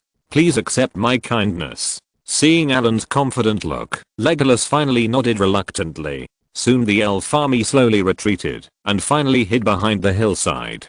P.S. Thanks to Trumpet9829 for 4500 points of Kidian coins. Thanks to DanIZioDD for 2000 points of Kidian coins. Thanks to Ziojuhuateng for 1000 points of Kidian coins. Thanks to Bookfriend 140,621,142,602,361 for 500 points of Kidian coins. Thanks to Silent Zan for 300 points of Kidian coins. Thanks to Old Bookworm Daybreak for 100 points of Kidian coins. Thanks to Bookfriend 201701050002000927 for 100 points of Kidian coins. Thank you for your support. Moor. Chapter 239. Growing Mushrooms. The Orc army in the distance. Azog was a little surprised when he saw the sudden appearance of the elves and dwarves. He quickly organized his formation and prepared to fight with them at the same time. Who knew that the elves slowly withdrew after a while? Seeing the army preparing for war, Azog thought there was some conspiracy. It was not until the elves had all evacuated that Azog realized that the elves had really left. Azog didn't take the group of Ironhill dwarves to heart. After several battles between the two sides, he knew the strength of the dwarves very well. Without the help of the elves, he was sure to eat up all the dwarves with only 500 people. The elves have retreated, and only these dwarf scum are left. Get rid of these dwarves first. Only dead dwarves are good dwarves. Azog stared at the dwarves on the hillside in the distance, and said with a ferocious face, "Chief, Master Soren wants us to catch the wizard first." At this time, Borg next to him couldn't help but remind him that, although there were not many dwarves, Soren's order was more important. "I have received news that the wizard is on the Lonely Mountain. As long as we defeat the dwarves and the army surrounds the mountain, the wizard trapped on the Lonely Mountain will not be able to escape from my hands." Azog's eyes were full of hatred. He was a little impatient. Being chopped by the dwarves has always been a shame in his heart. He has been chasing dwarves everywhere for years just to kill Thorin. "No, I don't agree with your decision." Borg refuted Azog firmly. "The master's order is to capture the wizard. What if the wizard takes advantage of the battle between us and the dwarves and runs away? You know he is a wizard, and you know what strange spells he can use." Azog was silent. As for the wizard, he only knew that the other party had many magical spells. If he ran away in the melee, according to the Master Soren's methods, his end would be miserable. The dwarves were very excited when they saw the elves retreat. Although they hated those pointy ears, they had to admit that those pointy ears were very strong. Now seeing them retreat, they were secretly relieved. After seeing the elves retreat, Allen looked at the orcs and dwarves coldly and turned his palm. A remote control full of technology appeared in his hand. This was the remote control of the nuclear bomb Allen had obtained. Since there were tens of thousands of troops seeking death, Allen should set off a big firework to welcome them. With a thought in his mind, a pair of huge flesh wings appeared behind Allen. With a flap of the wings, Allen's body flew directly into the air and then flew towards the orc army. Seeing Allen flying, the surrounding dwarves and orcs were all surprised, and then they became agitated. If Allen escaped from the encirclement, they might never find what they wanted again. Allen flapped his wings a few times, flew over the orc army, and then stood in the air. After the chip measured the height, Allen took out a small nuclear bomb with a TNT equivalent of 100,000 tons.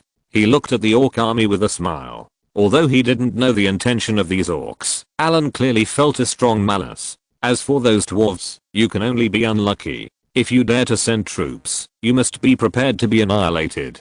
On the battlefield, a huge shadow of an eye appeared, staring coldly at Allen, and a terrifying pressure enveloped him, as if some terrifying existence wanted to descend. In the distant sky, a group of looming black spots emerged. The sight was closer, and it was a group of half giant eagles. On the back of the leading giant eagle, a grey figure sat on it, looking at the lonely mountain from a distance, and was extremely anxious. It was the grey-robed wizard Gandalf. As soon as he got the news of Smaug's death, he felt that something was wrong, and hurriedly found Guan to send him to the lonely mountain. Allen threw the nuclear bomb in his hand directly down. A group of orcs saw that Allen flew over the army and just dropped a stone, and they laughed loudly. Laugh, laugh. In a while, you will cry. Oh no, there will be no cry. Seeing the nuclear bomb falling, Allen directly pressed the start button, delayed the explosion for 10 seconds, and then snapped his fingers. A flash of light flashed, and the dimension gate appeared in the air. Allen jumped into the dimension gate, and the dimension gate disappeared instantly. Justice from heaven. Or 3-ring spell requires a material, a nuclear bomb. The killing range is 3.5 kilometers. Just as the nuclear bomb fell, Azog suddenly trembled all over, and the giant eye began to shake violently, but it was too late. The hot and dazzling white light enveloped everything in sight, followed by terrible high temperatures and radiation. With a shocking explosion, a terrible mushroom cloud rose into the sky, and a strong shock wave swept across the 4 directions. All the orcs, dwarves, goblins, ogres, and the surrounding rocks were instantly swept away. Many monsters were burned to ashes in midair. The steel armor that the dwarves were proud of was twisted and deformed, or even melted at this moment. The strong shockwave swept everything, and countless rocks on the high lonely mountain were knocked out, and a terrifying pit appeared on the ground. Gandalf, who was flying towards here from a distance, felt a dazzling light suddenly appear. In an instant, the sky and the earth were bright, as if another sun had appeared. Then a shockwave like a 12-level gale rushed over quickly. Hast Seagull flapped its wings vigorously, and its body was blown left and right. Gandalf held onto his feathers tightly, so he didn't fall down. Hast Seagull quickly lowered its altitude, and its eyes were injured by the strong light, and needed to rest. Ildarin and Galadriel, who were drinking tea in a peaceful atmosphere in Rivendell, froze. The delicate glass teacups in their hands fell instantly, and shattered with a snap. The two of them didn't pay any attention to it, and stood up, and looked towards the direction of the lonely mountain in the distance. A weapon that destroys the world. How? How could there be such a terrifying thing? Galadriel, who used to be calm and composed and didn't panic even when Sauron resurrected, changed her face greatly, and Ildarin was even more horrified. His mouth was wide open, but no sound came out. The shockwave was raging, and the neat military formation was no longer visible. The charred limbs and arms flew far away, and all kinds of twisted and deformed melted weapons were blown far away. The mushroom cloud, which was higher than the lonely mountain, slowly spread, and the smoke and dust covered the entire sky. The earth revealed hideous and terrifying cracks, and radioactive dust was flying in the air. The whole world seemed to have turned into a doomsday world. The woodland elves hiding on the back of the hillside looked at the shockwave that swept across the hillside with horror. Countless boulder corpses were thrown far away, and the violent noise made them deaf. The neat military formation became a mess. Chapter 240 end. Today's 5th update. Allen left the dimensional gate and was already deep in the Isle of Mine. The huge shockwave had been weakened by the time it reached here and had no harm. The only feeling was the rumbling of the eardrums and a lot of dust falling down. After a long time, after his ears regained consciousness, Allen flew out of the mine directly. As soon as he entered the hall, the entire hall was covered with scratches. This was the result of the shockwave. Warning. Warning. The surrounding radiation concentration is too high. It is recommended that the host stay away. The cold mechanical sound of the chip came. The radiation here is hundreds of times higher than that of the Five Rings Tower. Ordinary people will die in just a few seconds after being exposed to it. Even formal wizards need to add energy shields. A flash of light flashed on the surface of his body, and an energy shield appeared on his body. Allen flew out of the gate directly. The place where the orcs were originally standing had turned into a huge pit. A large number of dark green crystals condensed at the bottom of the huge pit. These were the products of sand, gravel, and soil being melted by the high temperature of the explosion. The dwarf army on the other hillside also disappeared without a trace. A large amount of radioactive dust was suspended in the air. This land is no longer suitable for human survival. In a flash, Allen appeared on the north side of the mountain. The elves of the Woodland Kingdom had just witnessed the power of the world-destroying event and had not yet recovered. Your Highness Thranduil, I think you need to leave here as soon as possible. The environment here has been polluted. Staying here for a long time will cause you unnecessary casualties. Allen came to Thranduil and said. At this time, Thranduil looked at Allen with a complicated expression. With such a terrifying ability to destroy the world, he was very worried that Allen would become another Sauron. Sir Allen, we will leave here soon. Allen nodded. I will prepare your things and send them over as soon as possible. After saying that, a flash of inspiration appeared in his hand and blessed the surrounding elves with an energy shield. You need to go around in a circle. The place just now has been polluted. It will take at least 100 years to recover. Allen took out a scanned map with the pollution range marked on it. As a result, Thranduil on the map led the army of the Woodland Kingdom away with a complicated expression. Fortunately, there are few people living in the area of Lonely Mountain. The nearest Chenghu town is more than 10 kilometers away. The radiation there is already very weak. Allen established a blockade in the direction of Chenghu town, which uses rune arrays to block this area. The radioactive dust cannot enter Chenghu town through here, and then a stone tablet was erected, which directly reads intruders in the cursed land will die. Allen has no time to explain to them, a group of people who are still in the Middle Ages, what nuclear fusion and radiation are. As for those who are maverick and disobedient, they must come in at their own risk. The radiation pollution of the explosion will last for a long time. Now the area near Lonely Mountain has become a ruin. With the rise of the terrible mushroom cloud, the powerful shock wave has turned the surrounding area into ruins. The former River Valley town has completely ceased to exist. In order to prevent the continued spread of radioactive dust, Allen needs to establish rune blockade arrays in several other directions. Fortunately, wizards have a high level of research on radiation and often use radiation to assist in cultivation, so it is not very difficult to isolate radiation.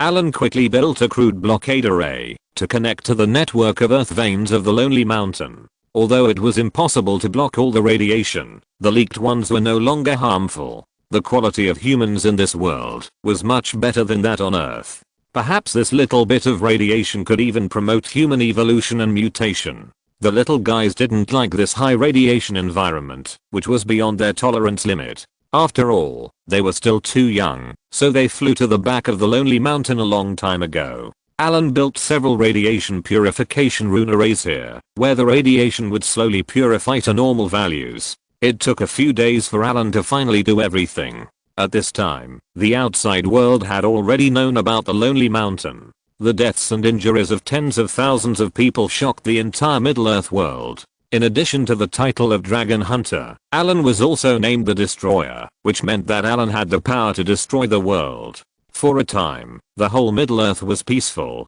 All forces had a fear of this newly rising wizard, fearing that he would destroy the world if they were not careful. The chaotic Middle-earth ushered in a rare peace. Sauron retreated to Mount Doom, and all his minions were killed and hid away honestly. The dwarves lost the direct descendants of the Dwarf King and have become a mess. The Iron Hills are even more devastated. No one dared to peek at the treasure of the Lonely Mountain anymore, and all forces unanimously designated it as a forbidden area. Allen also did not expect that the nuclear bomb, as a weapon of mass destruction, also acted as a peace envoy in this world. After establishing an isolation zone, Allen began to make the things promised to the Woodland Kingdom. The dragon scale armor used 108 pieces of smorg scales, mixed with silk threads made of fine gold rune steel, etc., and also added several spells on it, such as protection from arrows, deflection of stance, protection from evil, and strengthening the defense of the scales.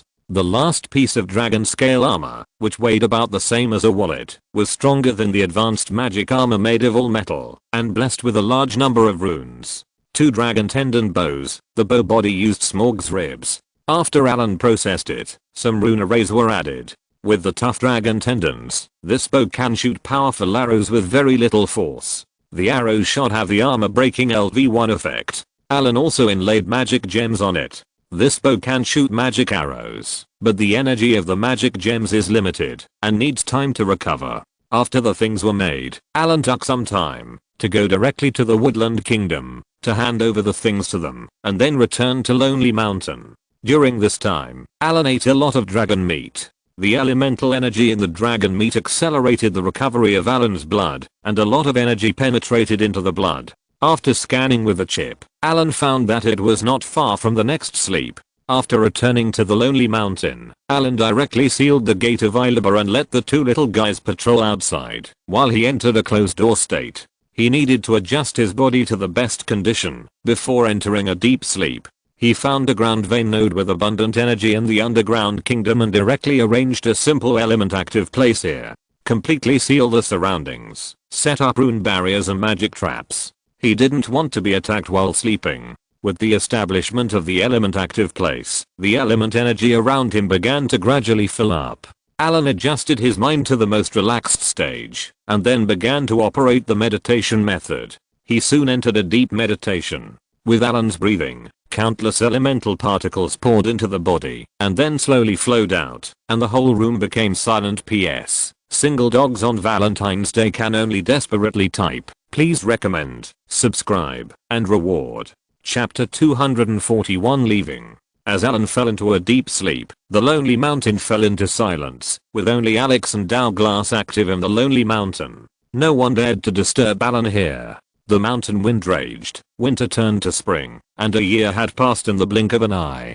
Time would make people gradually forget the past. For those at the bottom of society, they were struggling to survive every day, and had no time to think about anything else. If it weren't for the reminders of those towering stone tablets, they would not remember Allen at all. The trade road gradually recovered, and Changhu Town began to prosper. As for Allen, he had become a legend. In the underground kingdom of Illiber, in Allen's secluded room, a red light cocoon appeared. The light cocoon was about 2 meters in diameter, and mixed with many golden runes on the surface. A dragon's might quietly enveloped the room. The light cocoon expanded and contracted, as if breathing, and the surrounding rich elemental energy entered the light cocoon with the frequency. The dull sound of heartbeats filled the room. The heartbeat speed slowly accelerated, and the light cocoon in the room was flowing on the surface. As the light turned, the light cocoon released dazzling light, and the surrounding elemental energy poured in at a rapid speed.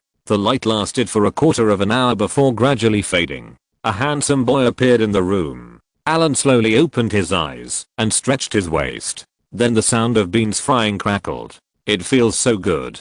Allen moved his body, closed his eyes, and felt the power in his body. Allen felt that everything was in his hands, but he knew very well that this was just an illusion caused by not mastering the energy perfectly after just advancing. This time the advancement was perfect. Allen successfully advanced to become a 3rd level wizard. After opening the secret room, Alex and Hourglass, who had been waiting outside the door, rushed over directly. The two little guys had grown into big guys now. Allen was thrown to the ground before he could react. Congratulations to the master for successfully advancing. Alex, did anything happen in Lonely Mountain while I was asleep? Allen rubbed the little guy's head and asked. Master, Lonely Mountain is very peaceful. Hourglass and I have been patrolling.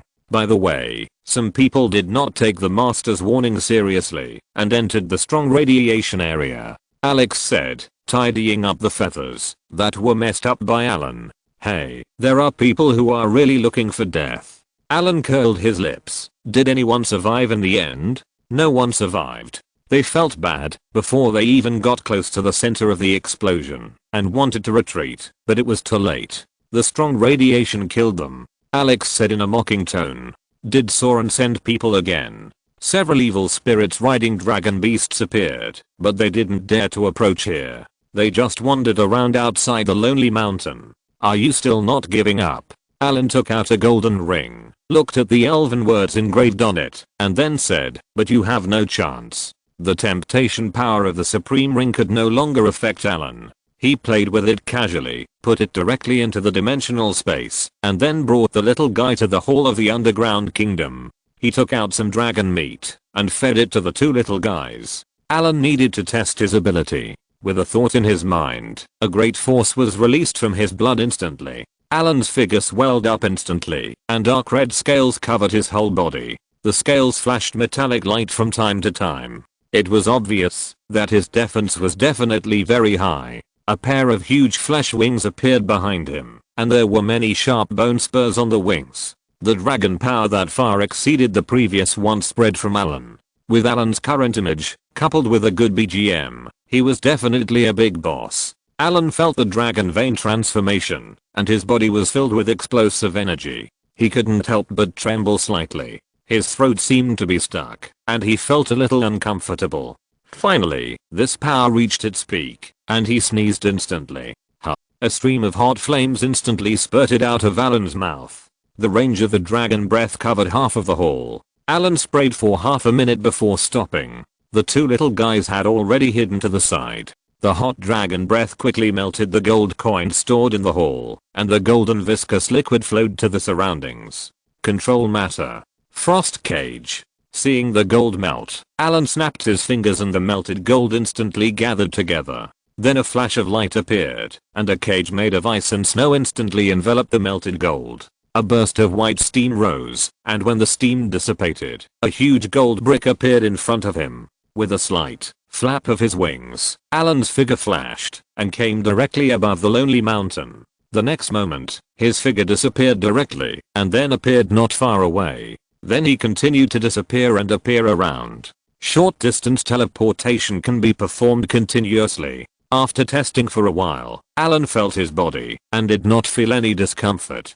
This is comparable to the talent of high-level demons. High-level demons and angels have this continuous teleportation ability. Although wizards have higher attainments in space spells, their bodies rarely can withstand the pressure caused by continuous teleportation, unless the body is converted into an energy state. Allen's physical fitness has been improved this time, and can easily cope with it. Next, Allen used his own abilities and spells in turn, and the effects of various spells have been greatly improved. As for those third level spells, it will take time to learn. What I look forward to most is the mansion technique.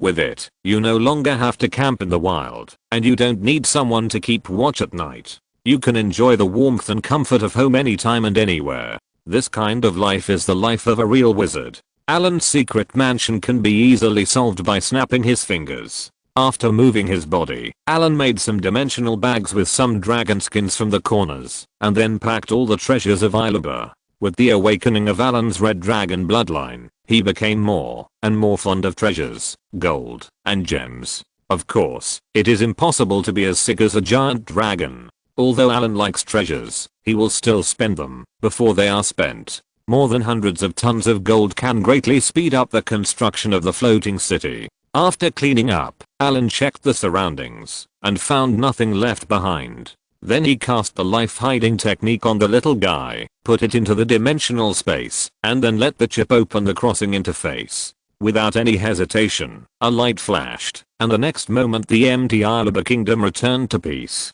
At the moment when Allen disappeared, several elves in Rivendell froze, then looked at each other, and picked up their teacups again, as if nothing had happened. The sky above Mount Doom suddenly changed, with countless lightning and thunder. No, my soul. The voice was filled with anger and fear. A huge pressure suddenly erupted, and dark clouds and thunder dragons shuttled through, as if it had become the end of the world.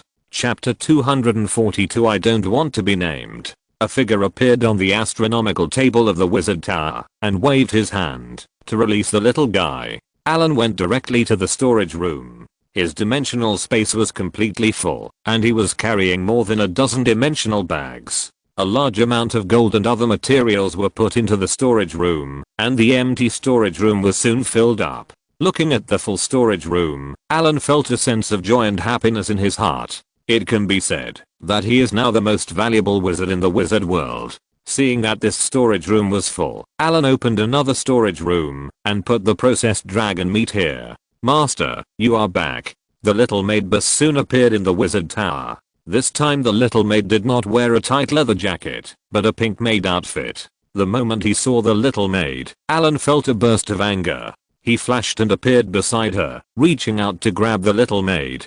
The next moment, the two appeared directly in Allen's bedroom, and soon a faint voice came out. In the ecological park of the wizard tower, Allen lazily lay on the beach. This is because Allen expanded the space again, and built a sunny bay. The bay is not big, about 1,000 square meters. Allen built a saltwater lake here, and raised some marine magic creatures. In the sky is a huge sunstone acting as the sun. In the distance, two little guys are chasing and playing. Allen lies on the soft thighs of the little maid to bask in the sun. The little maid gently massages him with her fingers. These things are designed by Allen, combining the acupuncture points of the previous life and the night training method of this world. The effect is not bad. After pressing for a while, the whole body is warm. After returning for a few days, Allen discovered a side effect of dragon meat. These dragon meats are very nutritious, so eating too much is easy to produce dryness and heat. In the Middle-earth world, because the body is asleep, these side effects are suppressed. As a result, they burst out directly when returning to the wizard tower. Now these dragon meats can no longer improve Allen's physical fitness. After spending a leisurely time in the wizard tower, Allen once again returned to the Five Rings Tower. The dragon skin has been processed, but Allen's tailoring skills are limited, so he still needs a good tailor.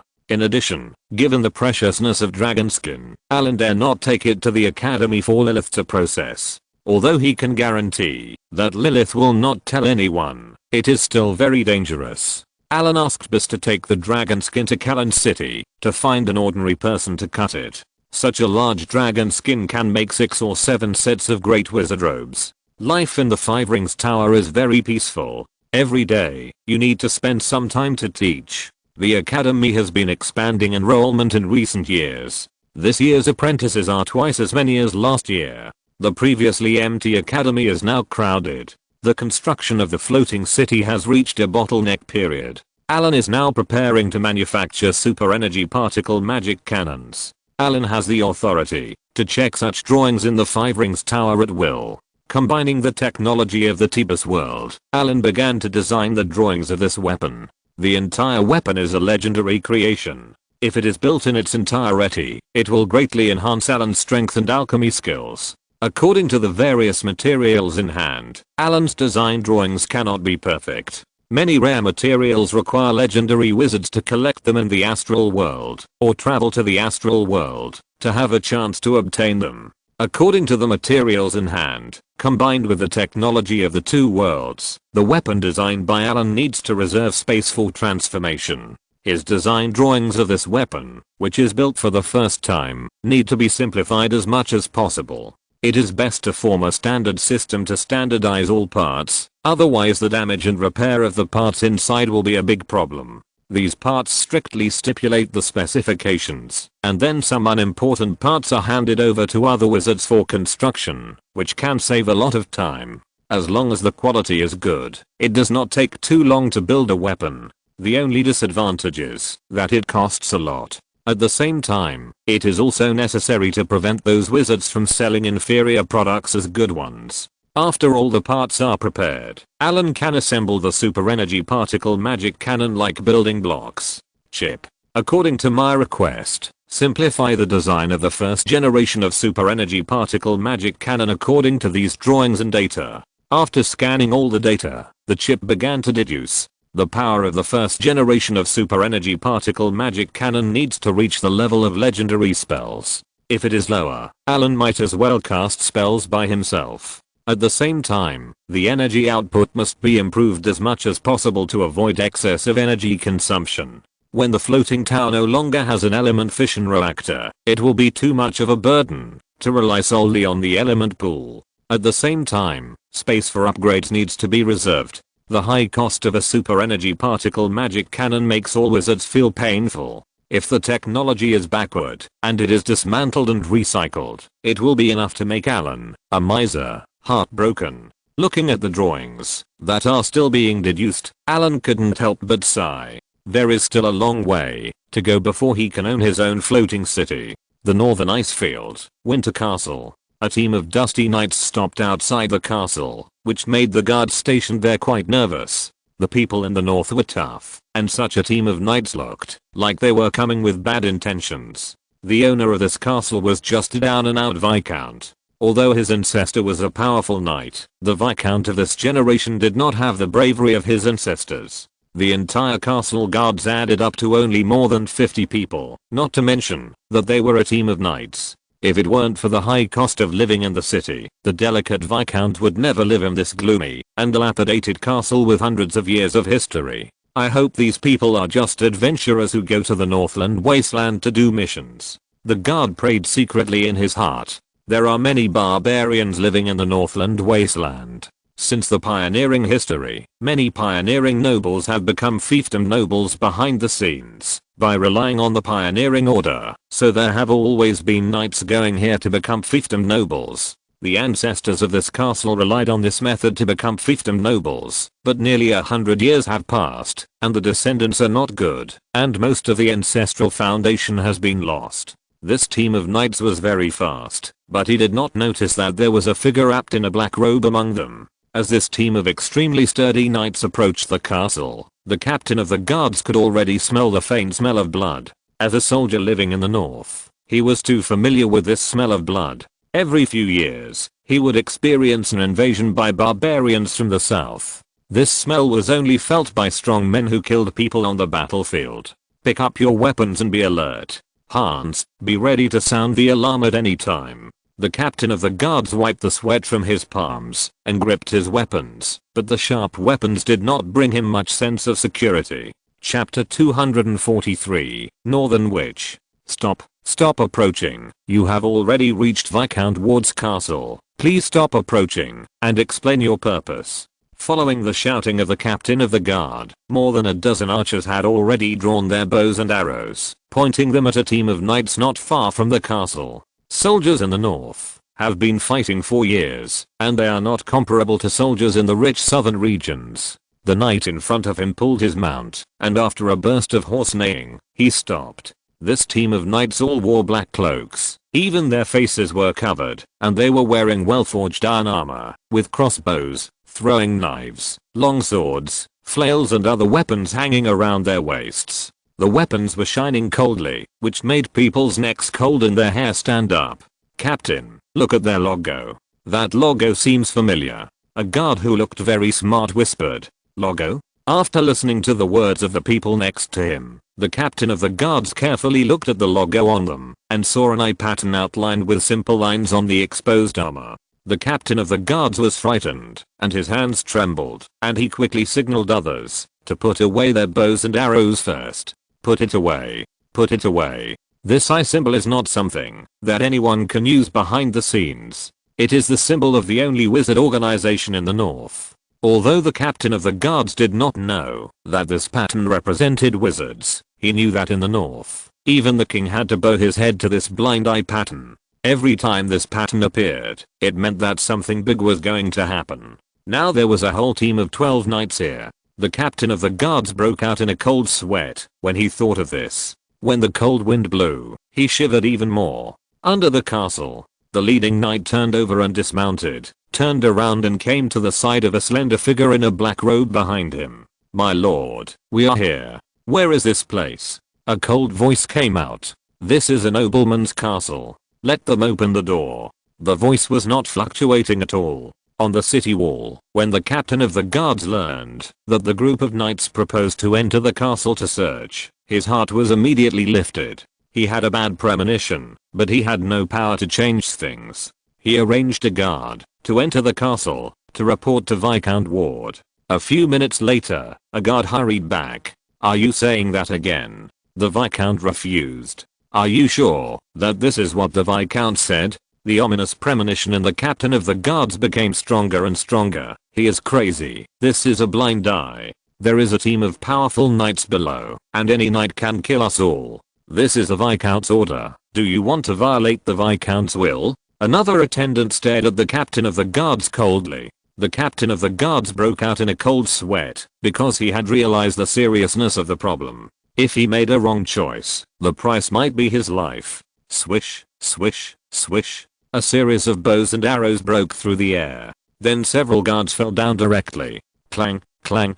A row of flying claws instantly grabbed the top of the wall. You don't need to look to know that the group of knights launched an attack. When the deadline came, seeing that the castle gate was not opened, the group of knights took action directly. Some knights threw out flying claws, as flexible as civet cats, and the other knights took out bows and arrows to cover. The guard saw the emergency and shouted, "Shoot, shoot." The captain of the guards closed his lips, and the sharp sword appeared in his hand in an instant, and then he stabbed the guard without hesitation. Seeing the guard fall to the ground with hatred on his face, the captain of the guard whispered, "I'm sorry," and then shouted directly, "Back off, let them in." In this short period of time, 3 or 4 knights had climbed onto the city wall, and several soldiers around were knocked down without any resistance. At this time, footsteps came from behind. "Damn traitors.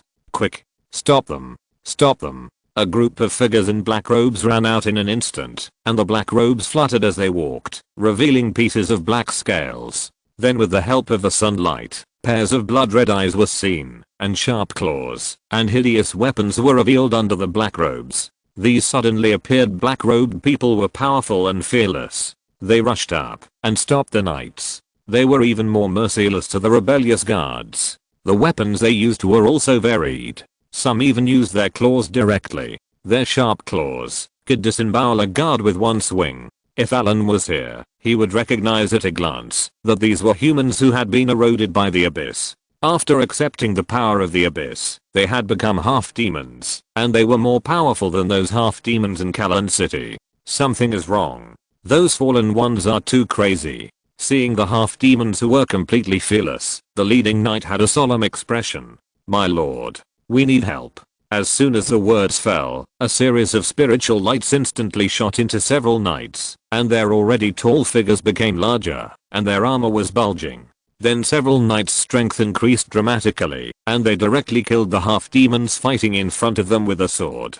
Black and red blood fell, and the stone slabs on the ground were corroded and sizzled. With the blessing, these knights instantly increased their combat power, and one by one they quickly killed their evenly matched opponents. Several other knights jumped onto the city wall. These knights who cooperated tacitly formed a battle formation in an instant, and then directly advanced, advancing into the castle like a crushing force. The fearless half-demons in front of them fell one after another, and all the enemies did not last more than 5 seconds from contact to falling to the ground. A knight jumped directly off the city wall, waving his long sword, and directly split the gate. The 2 knights outside the door escorted the thin black-robed man into the castle. "Charge in. Destroy this group of fallen people." The leading knight raised his hand, waving his sword, and rushed into the castle directly, and the other knights followed closely.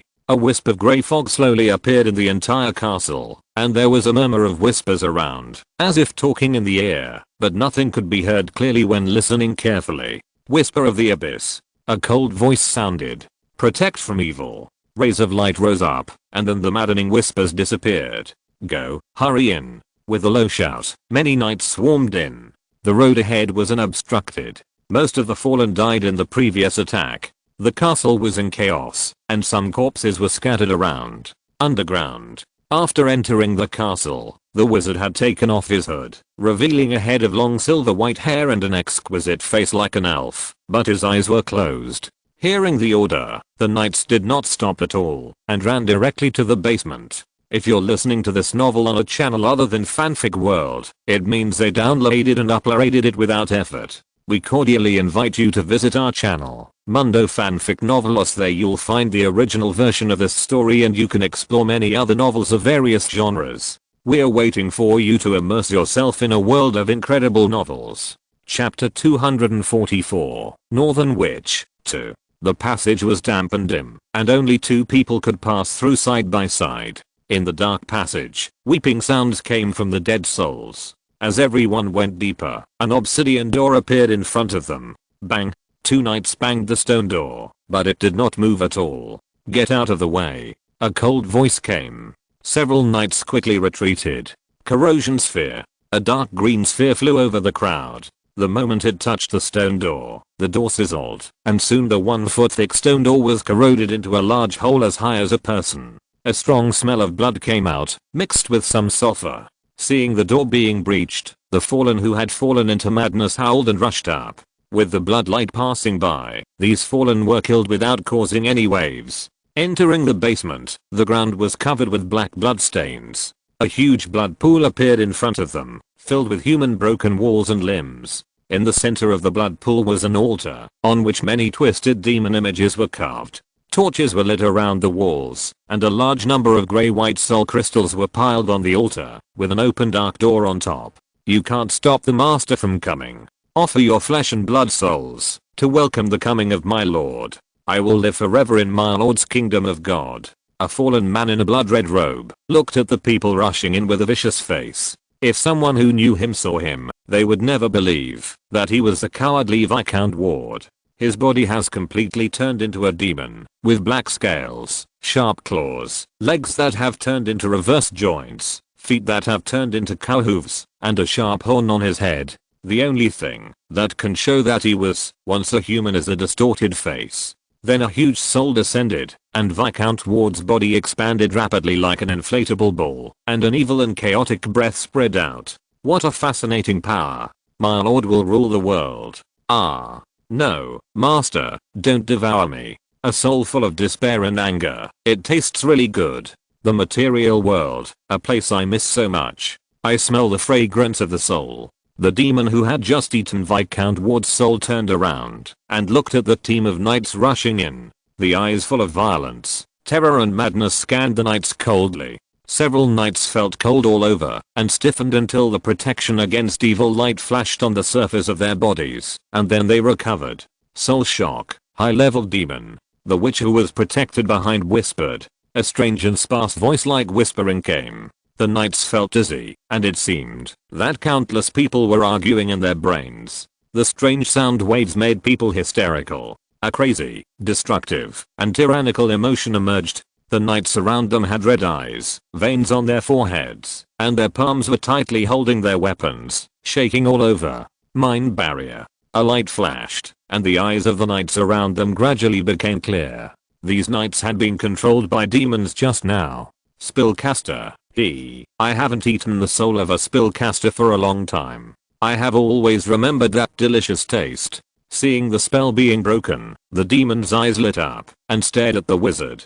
I accept your souls. Summon demons. The soul crystals on the altar were quickly consumed, and a big crack appeared in the dimension gate. Intermediate demons came to the material plane one after another. Bloodthirsty demons, horned demons, clawed demons and more than a dozen other demons rushed out. With the appearance of the demons, the surrounding blasphemous aura became stronger and stronger.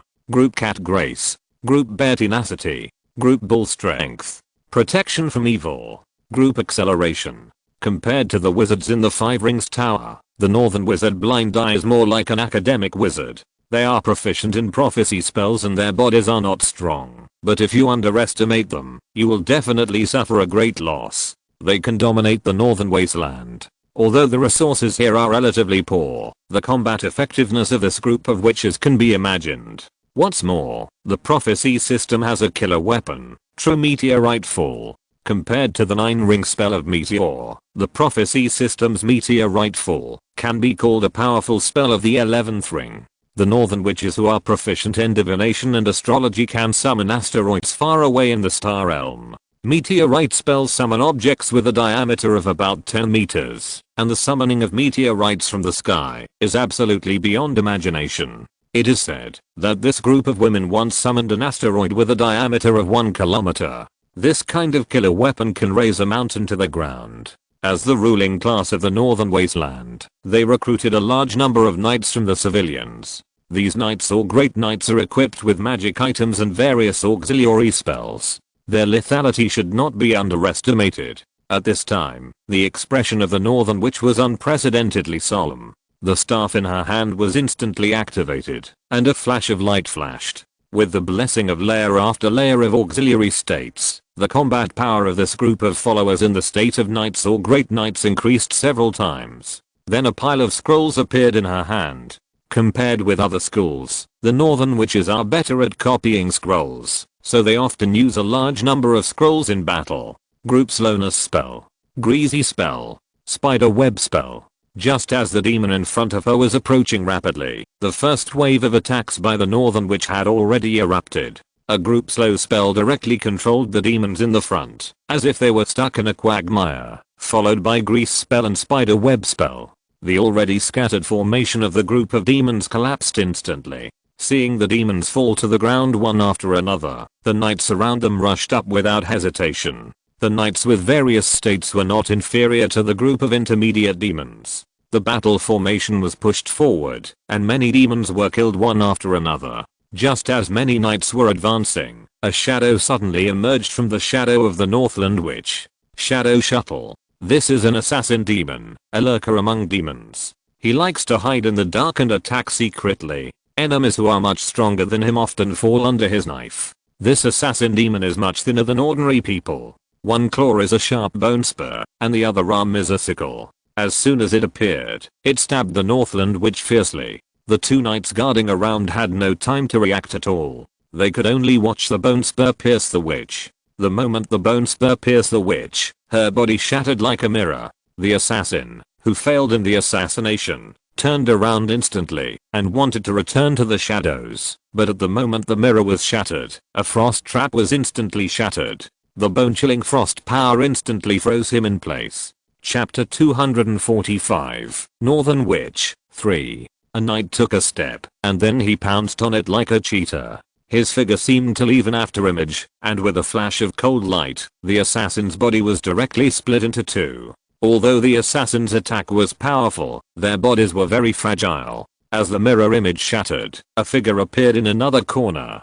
Detect invisibility. As the spell light swept over, another hazy figure appeared nearby. Stun. A flash of light appeared, directly controlling the stealth assassin, and then another knight leaped forward, sweeping the sword in his hand, instantly cutting it in half. After dealing with this group of demons, many knights approached the high-level demon in battle formation. As high-level demons in the lower plane, it is difficult for them to come to the main material plane. The simplest way is to respond to the call of others. There are several ways to summon the magic circle. One is temporary summoning, and the other is permanent summoning. Most of the time, it is a temporary summoning, because the resources required to summon permanently will increase exponentially. There are also several ways of descending, such as the main body descending, or the soul projection descending. The high-level demon in front of us is the soul projection descending. In this case, if the soul is killed in the material plane, it will instantly return to the body of the abyss. The only loss is some soul power. If the main body descends, it means that, if it dies in the material plane, it is really dead. So at the beginning, demons like the soul projection to descend. Teleportation. Blame. Chaos Hammer. This high-level demon instantly appeared near the witch, and waved to kill her. Although the demons are chaotic and funny, it does not mean that they can kill. Energy Barrier. High-level Mage Armor. Dispel Spell. Although demons have strong spell abilities, they are far inferior to wizards. Their spells are innate abilities. Blocking the attack of the higher level demon, the Northland Witch shot another spiritual light dimension anchor. Instantly, the surrounding space was locked, the high level demon's teleportation ability was abolished, and it lost its high mobility. The fate of this high level demon was doomed. Soon, with the cooperation of a team of knights, this higher level demon whose soul descended, left a sentence "I will be back," and then fell to the ground. Then a huge soul force was directly expelled from the main material plane under the action of the rules. Everything gradually returned to death. The body that had been completely demonized twitched, and a large amount of dark red blood gushed out. Clean up the castle. Take away all the valuables. Be careful of the fish that slipped through the net. Go and notify the surrounding lords to cooperate with us to complete the cleaning task. The leading knight directly assigned the task. The fall of a lord is likely to implicate many nobles. They must carry out a cleaning task. There are often people who desire power for various reasons. Some of these people will sell their souls to demons in order to gain powerful power. Little do they know that demons are the most uncontractual. They often take away your soul while giving you power. They like the soul full of pain, jealousy, and crazy hysteria. In the abyss or the multiverse, souls are hard currency. 5 Rings Tower, Ecological Park. Allen is still improving the design drawings of the super energy particle magic cannon. The design drawings of this high-end weapon are extremely complex, and the knowledge involved is more than 30 categories. Under normal circumstances, it requires dozens of high-level wizards to work together to develop it. A griffin flew across the sky and landed outside the 5 Rings Tower. Soon, several wizards wearing clothes from other wizard organizations walked into the 5 Rings Tower. The Tower of Stars, Alfred's Wizard Tower. The dean sitting in the first seat is much younger than before. The group quickly arrived here, led by 2 wizards, a man and a woman. The male wizard wore a red wizard robe with many runes on it forming gorgeous patterns. The witch wore a white wizard robe with no extra patterns on it, only a simple eye outlined with lines. The witch closed her eyes and looked like a blind person, but her steps were not messy at all. The group hurried to the 5 Rings Tower. Respected Sir Alfred, congratulations on your successful advancement to legend. May your beacon of wisdom shine forever. The 2 came up and gave Alfred a wizard salute. I wonder what the matter is with you, distinguished guest? After some politeness, everyone took their seats and Alfred asked directly. You know, the time of a legendary wizard is very precious. He doesn't have time to be polite with others. Isn't it better to have time to study spells? Well, we are here this time to congratulate you on your successful advancement to legend, and the other thing is for the future of the wizard world. The wizard in the red robe was a little confused, but he quickly reacted and said, "Oh, the future of the wizard world? Wilson, do you think you can decide the future of wizards?" Alfred chuckled and said noncommittally, "Yes, the future of the wizard world. Of course, I can't decide. I'm just here to pass on a message for you." Wizard Wilson shrugged and continued, "Please let Witch Joyce talk to you about this matter." Alfred looked at Witch Joyce next to him.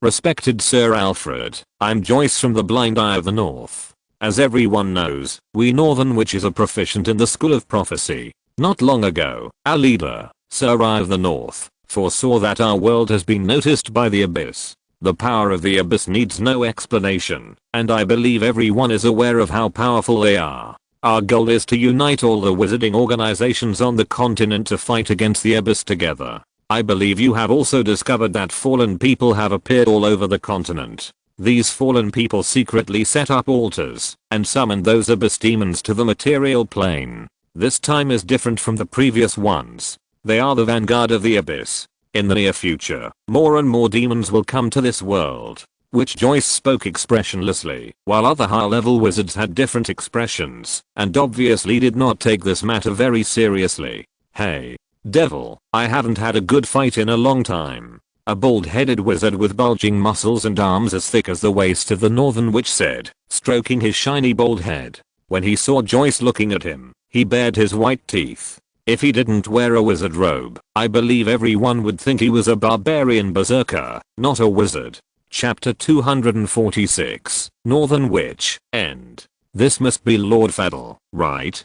Joyce nodded to Faddle and continued. Lord Eye of the North saw the whole world fall into the abyss. All of us will die. The endless demon army will destroy everything here. The power of the abyss will erode this world step by step. In the end, the huge demon army will completely destroy the world we are in. This world will become a new layer of the abyss. Lord Alfred, you are also proficient in the prophecy school and should be able to roughly predict the future. We are here to invite you to go to the central part of the wizard continent to discuss solutions. After saying that, Witch Joyce bowed and returned to her seat. Ms. Joyce, you should understand that the future that Lord Eye of the North saw is only one of them, and the future will continue to change. The future seen by the prophecy spell may not necessarily become a reality. Aren't you too worried about the future? Alfred said. Sir Alfred, this is not groundless worry, and I'm not exaggerating. If you don't believe me, you can ask the wizards of the Five Rings Tower Battle Department to see how many fallen have erupted in the eastern part of the continent during this period.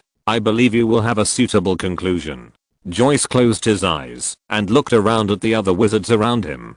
Fagiel, tell me how many fallen your battle department has dealt with during this period. Alfred asked directly. Sir Dean, the battle department has been on duty very frequently during this period. So far, we have dealt with 19 such incidents, but this does not mean anything. Those demons are just souls descending. Apart from providing low-level materials, they will not have any effect.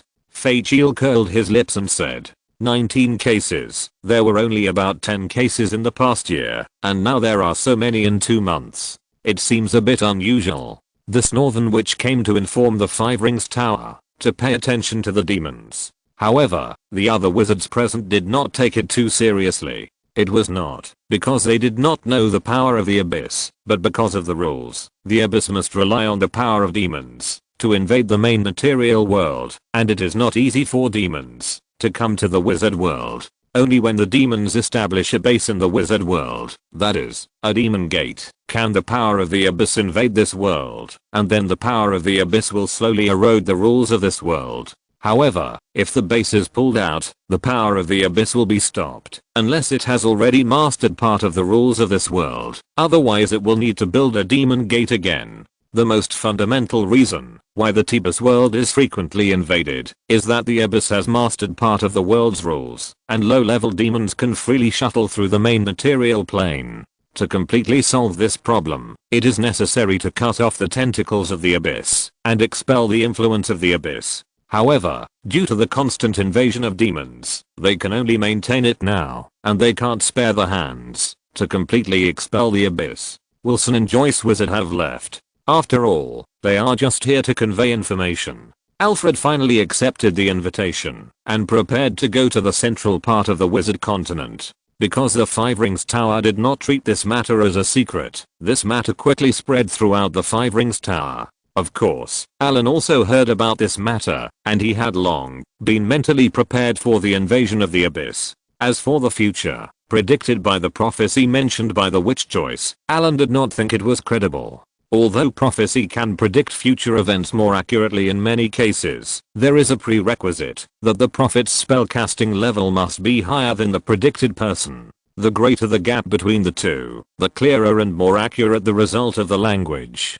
Otherwise, it is just a blind guess. Allen has also studied the spells of prophecy. He thinks that this kind of spell is very similar to a profession in China in his previous life, fortune telling, which is also unreliable. There are too many factors that will interfere with the results of prophecy spells, and there are many versions of the predicted future. So many people study prophecy, but only a few are proficient. What's more, predicting the future of the entire plane now, how big is this person's heart? Similarly, although Allen is now a 3rd level wizard, there are already 5 or 6 legendary wizards in the wizard world, and his power has just stepped into the upper level. Such a big thing concerning the entire plane is not his turn. During this period, the concentration of element in the whole world has steadily increased, and the activity of elemental particles has also increased. In the past year, several wizards who have been at the peak of 3rd level wizards for decades have successfully advanced, and the influence of elemental tides has become increasingly greater.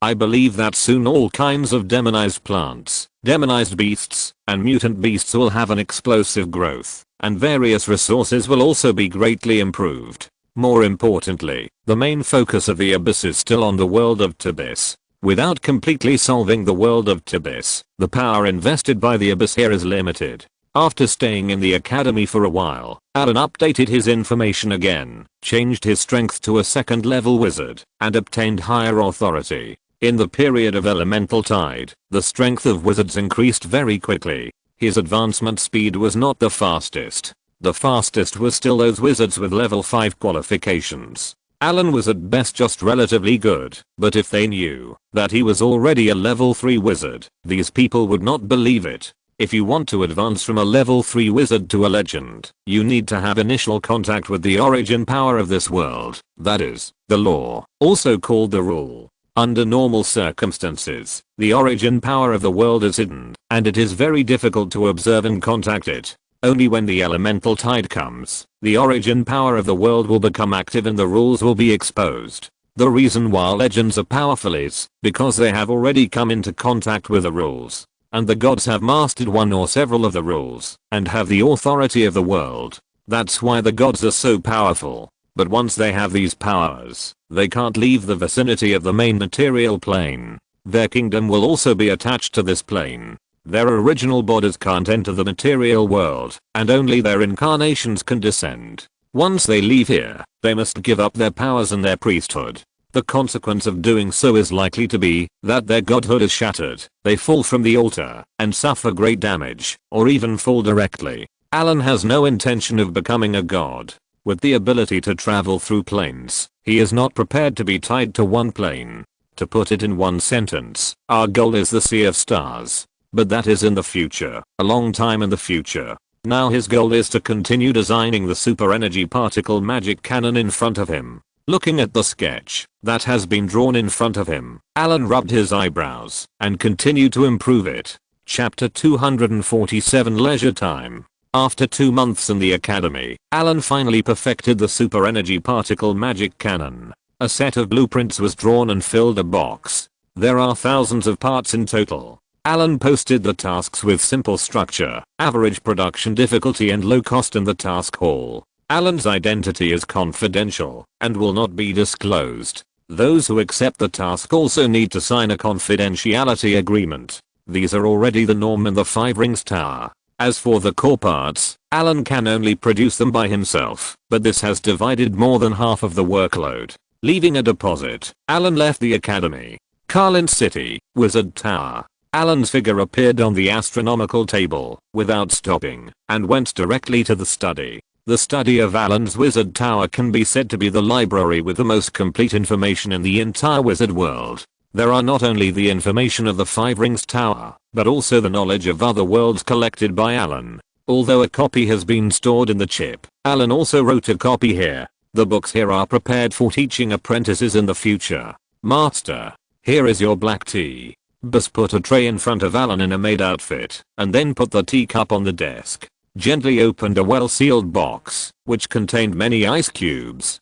Take out a few ice cubes and put them in the black tea. Allen put down the rune pen in his hand, and then took a sip from the teacup. Not bad, there is progress. Master, I have been trained well. Bis said with a sweet smile. Are the fresh lemon slices ready? Ready, this is the improved magic lemon. Then he took out a small box, and took out the cut lemon from it. Allen drank the iced black tea with lemon juice in one gulp, and smacked his lips with a little aftertaste after drinking it. This iced black tea made with magic plants as raw materials tastes good, and has the effect of relaxing the mind. After drinking a cup of tea, a cool feeling rushed straight to the forehead. You go down. Bis picked up the teacup, and prepared to leave. By the way, go to Callan City, and see if the dragon skin has been cut. Seeing Bis retreating, Allen ordered again. Okay, master, I'll go in a while. Bring back all the scraps as well. After a short rest, Allen put away the transcribed scrolls. These are to be used as strategic reserves. To be honest, when using wizard scrolls, it feels like throwing money at people, especially some high-level scrolls, which are so expensive that it makes people feel heartbroken. Of course, such a high price is worthy of its effect. After transcribing a group human immobilization spell again, Allen rubbed his shoulders and left the study. When he came to the laboratory, there was a huge pool on the floor of the laboratory, which was filled with lavender solution. The solution was soaked with Smog's spine and skull, as well as some other parts of the bones. These liquids were specially prepared by Allen, and they contained solutions of several metals. This liquid can fill the cavities in Smog's bones, which can not only strengthen the hardness of the dragon bones, but also enhance the energy transmission effect of the dragon bones. There are many problems with bone staffs. The bones of many demonized creatures have good spell transmission effects, but because the bones lose their activity, they will gradually become rotten, oxidized, and brittle. For other wizards, this is not a big problem, but for real wizards like Allen who often pick up the staff and go directly, the staff also needs to be strong enough. Using the wizard's hand to pick up a dragon bone, Allen checked it and put it back directly. The bones of the dragon are fine and dense, and the solution needs some time to be completely soaked. Turning to the workbench, there are many dragon scales placed here. After selecting, Allen used these dragon scales to make 5 dragon scale armors.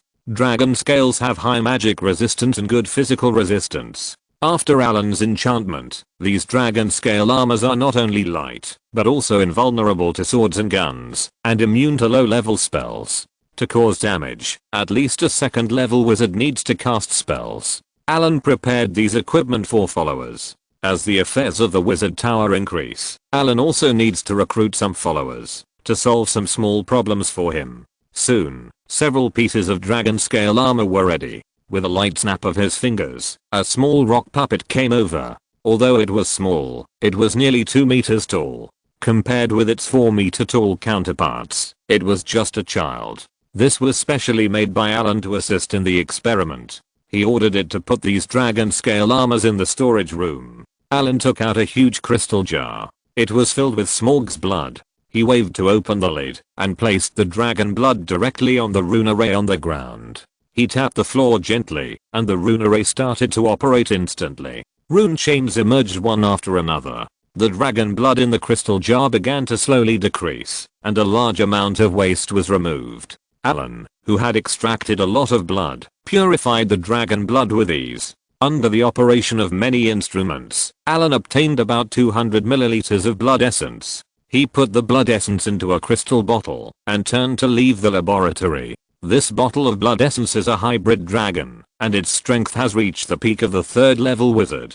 Allen is going to transplant it into Dalglass' body. Although Dalglass has been cultivated several times, its growth limit is also the 3rd level, and its hope of becoming a legend is very slim. In this respect, it is far inferior to Alex. It may be because Dalglass is a product of genetic technology, not bred by nature, and has not undergone natural evolution, so there are many defects. However, with this bottle of blood essence, Dalglass also has the hope of completing his genes and having the opportunity to reach a higher level. Coming to the living room, Biss is already preparing dinner. Allen smiled in his heart. She is really a capable maid, but her physical fitness is slightly poor. The physical endurance of elves is average, while the endurance of giants, orcs and dwarves is excellent. However, when Allen thought of that picture, he shuddered and was directly scared. Human. Allen thought about it and shook his head. They have little strength, short lifespan, short working hours, and are consumables. They will be middle-aged women soon, and they still need to be paid. Allen thought about a lot of shortcomings and crossed them out. The dwarves who are closest to humans are said to have beards. Allen plans to find some maids with beautiful appearance, long-lasting and durable, preferably without paying them. There is only one maid in the wizard tower, and she is often too busy. Although there are not many things in the wizard tower now, with continuous upgrades, the number of people required will increase, and the little maid will also be upgraded to the head maid. More importantly, Allen's red dragon bloodline is already in adolescence. The dragons in this period are energetic and curious about the opposite sex. Most of the mixed blood dragon beasts are created by dragons in this period. The dragons in adolescence are not picky about meat and vegetables. The dragons in adolescence are already extraordinary. Some powerful dragons can already use transformation to become humans and elves. The evil dragons that kidnap princesses in night novels are mostly dragons in this period. After all, kidnapping a princess can not only obtain a lot of wealth, but also solve physiological problems. You have to know that the dragons during this period had just been driven out of the nest, and it was the poorest period. Chapter 248 New Equipment. Chip. Call up the design of the Archmage robe. Soon, the design of the Archmage robe with complicated craftsmanship appeared in front of Allen. The Archmage robe first appeared in the Arcane Empire. The materials of this robe are varied, including spider silk, rune cloth, dragon skin or other demonized beast skin, metal cloth, etc. But the best is dragon skin, for which many evil dragons active in that period were sought out by the arcane magicians. The Archmage robe was the standard equipment of legendary spellcasters during the Arcane Empire, but since the destruction of the Arcane Empire, it has become the highest wizard robe. The high-level robes of the Planus Walker and the robe of the Starry Sky have been annihilated in the dust of history. The Five Rings Tower does not have the design drawings of this high-level wizard robe, but Allen once saw Dean Alfred's wizard robe, and the elemental fluctuations on it were not much worse than those of the Archmage robe. It is obvious that wizards have designed equipment that is not inferior. Allen's set of design drawings is a collection of his mentor Banda. After optimizing it with the chip, Allen began to make his own wizard robe. Controlling the bright silver carving knife, he carved out the rune array bit by bit, and the light golden rune lines slowly filled in. After 3 weeks of boring work, Allen finally finished carving all the runes. As the last rune was successfully connected, a colorful light bloomed, and the surrounding elemental energy spontaneously poured into the great wizard robe. When all the light faded, a simple and majestic wizard robe appeared on the workbench. Because dragon skin is used as the main material, this wizard robe also comes with dragon power. The strength of dragon power is equivalent to that of a young dragon. If you want to fight Allen, you must first make a will judgment. If the judgment fails, you will fall into a state of shock. A ray of light enveloped it, and the chip began to detect the quality of this great wizard robe. Item: Allen's Archmage robe.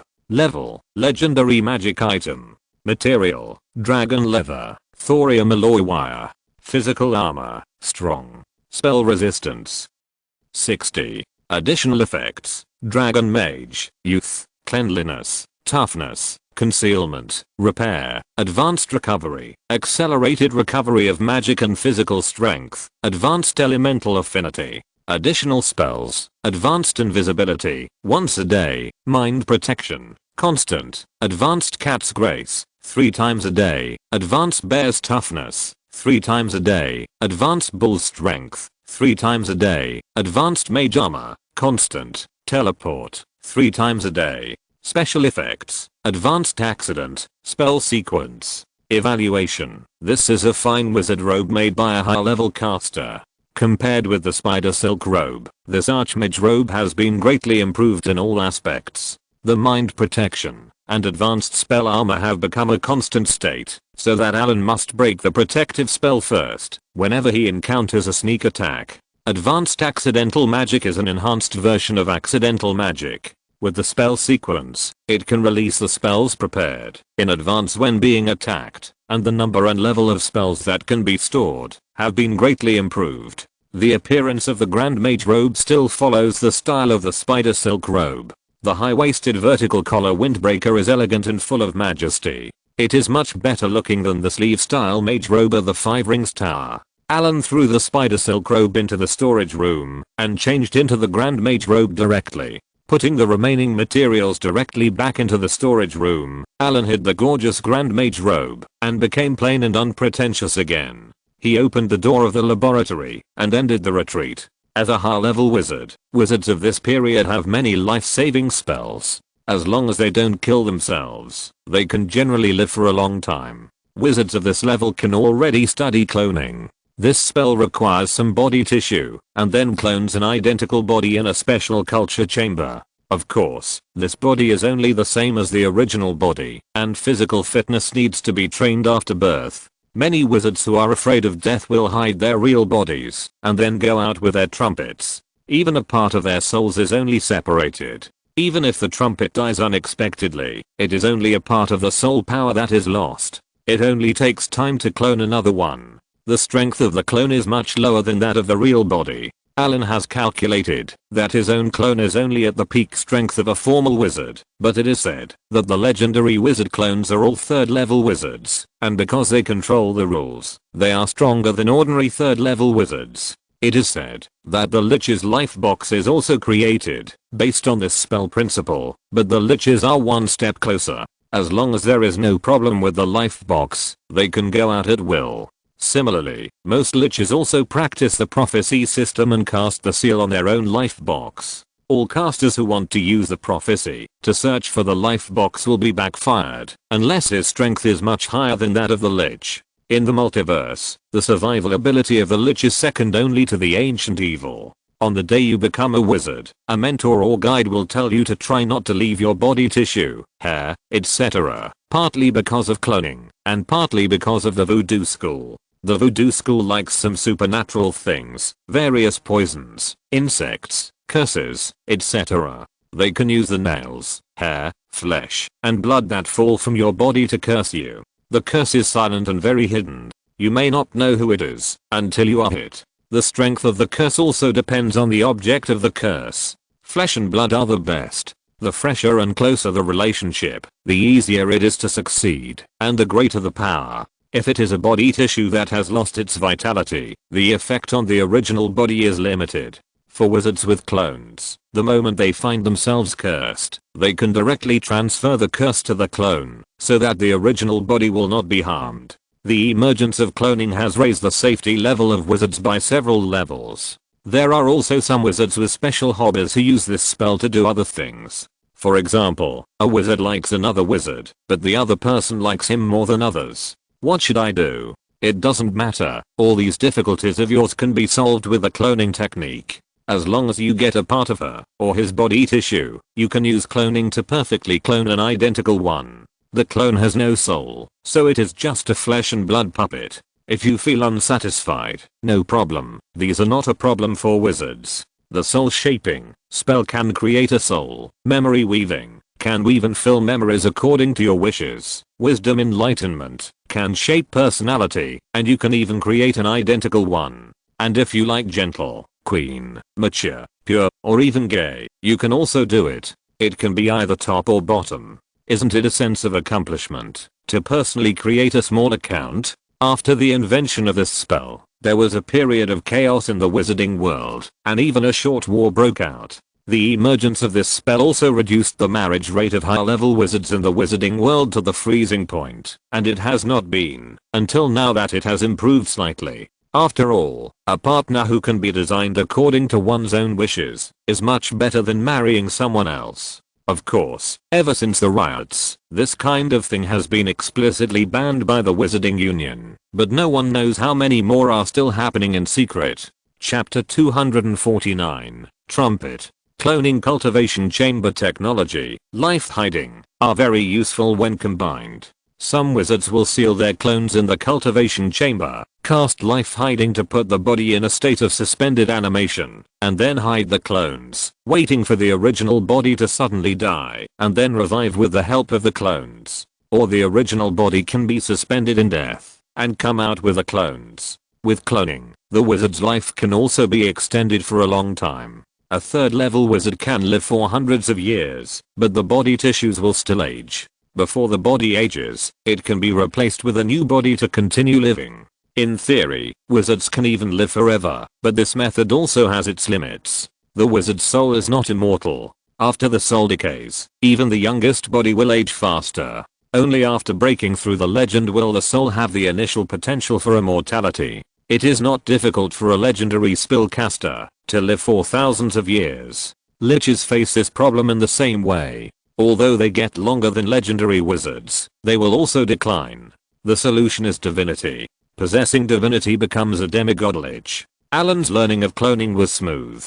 It took him only 2 weeks to learn this spell. Looking at the identical self in the incubator, Allen also found it very interesting. As long as he integrated a trace of soul power with the soul crystal, he would get a formal wizard level clone. Of course, this clone did not have dragon vein bloodline, but was just an ordinary human. In order to clone a clone with dragon veins, Allen needed to extract the dragon veins in his body. Allen did not intend to extract part of the dragon vein power.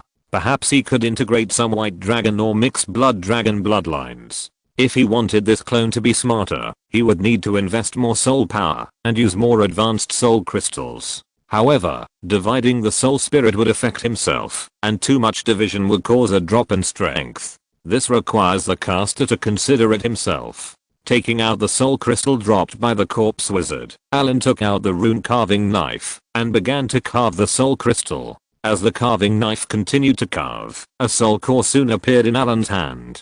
The carved soul core was an octahedron, crystal clear, and flashing a mysterious purple. Then Allen came to his own spiritual space, which had become an endless sea. A human-shaped phantom shining with white light emerged. The figure had clear facial features and a body that seemed substantial. This was the manifestation of the soul being condensed to the extreme. A golden light flashed from time to time in the light and shadow. This was the divine light in Allen's soul. Allen's soul already had some immortal characteristics. According to the method of soul division, Allen carefully separated a trace of soul power. The soul is the most important part of a wizard. Once the soul has a new problem, the strength will be greatly reduced, and the wizard will be in a state of weakness for a long time. In the worst case, he will become an idiot. Therefore, all spells related to the soul need to be careful. There is also a limit on the number of times the soul can be divided. Too many divisions will make the wizard an idiot with a high probability, and of course more likely to become a mental patient. Looking at a wisp of purple smoke-like object extracted from the soul. This is the soul power, and then directly cut off the connection between the two. Suddenly, a pain deep into the soul came. Allen only felt that the brain was burned red by the iron inserted fiercely, and then stirred vigorously for a few times. The pain made him almost doubt his life. The entire spiritual space was in turmoil, as if the world had ended in an instant. After a long while, the spiritual sea gradually calmed down, and Allen's soul phantom also became a little dim, but the soul power that was separated became a soul phantom that was a few sizes smaller. The phantom was dim, and it seemed that it would dissipate directly with just a slight touch. At this time, Allen suddenly found that he could see himself. In an instant, he had two perspectives and could control two souls. Allen, who had discovered a new toy, was excited to manipulate the two souls to perform various actions. At first, he was a little flustered and often made some jokes.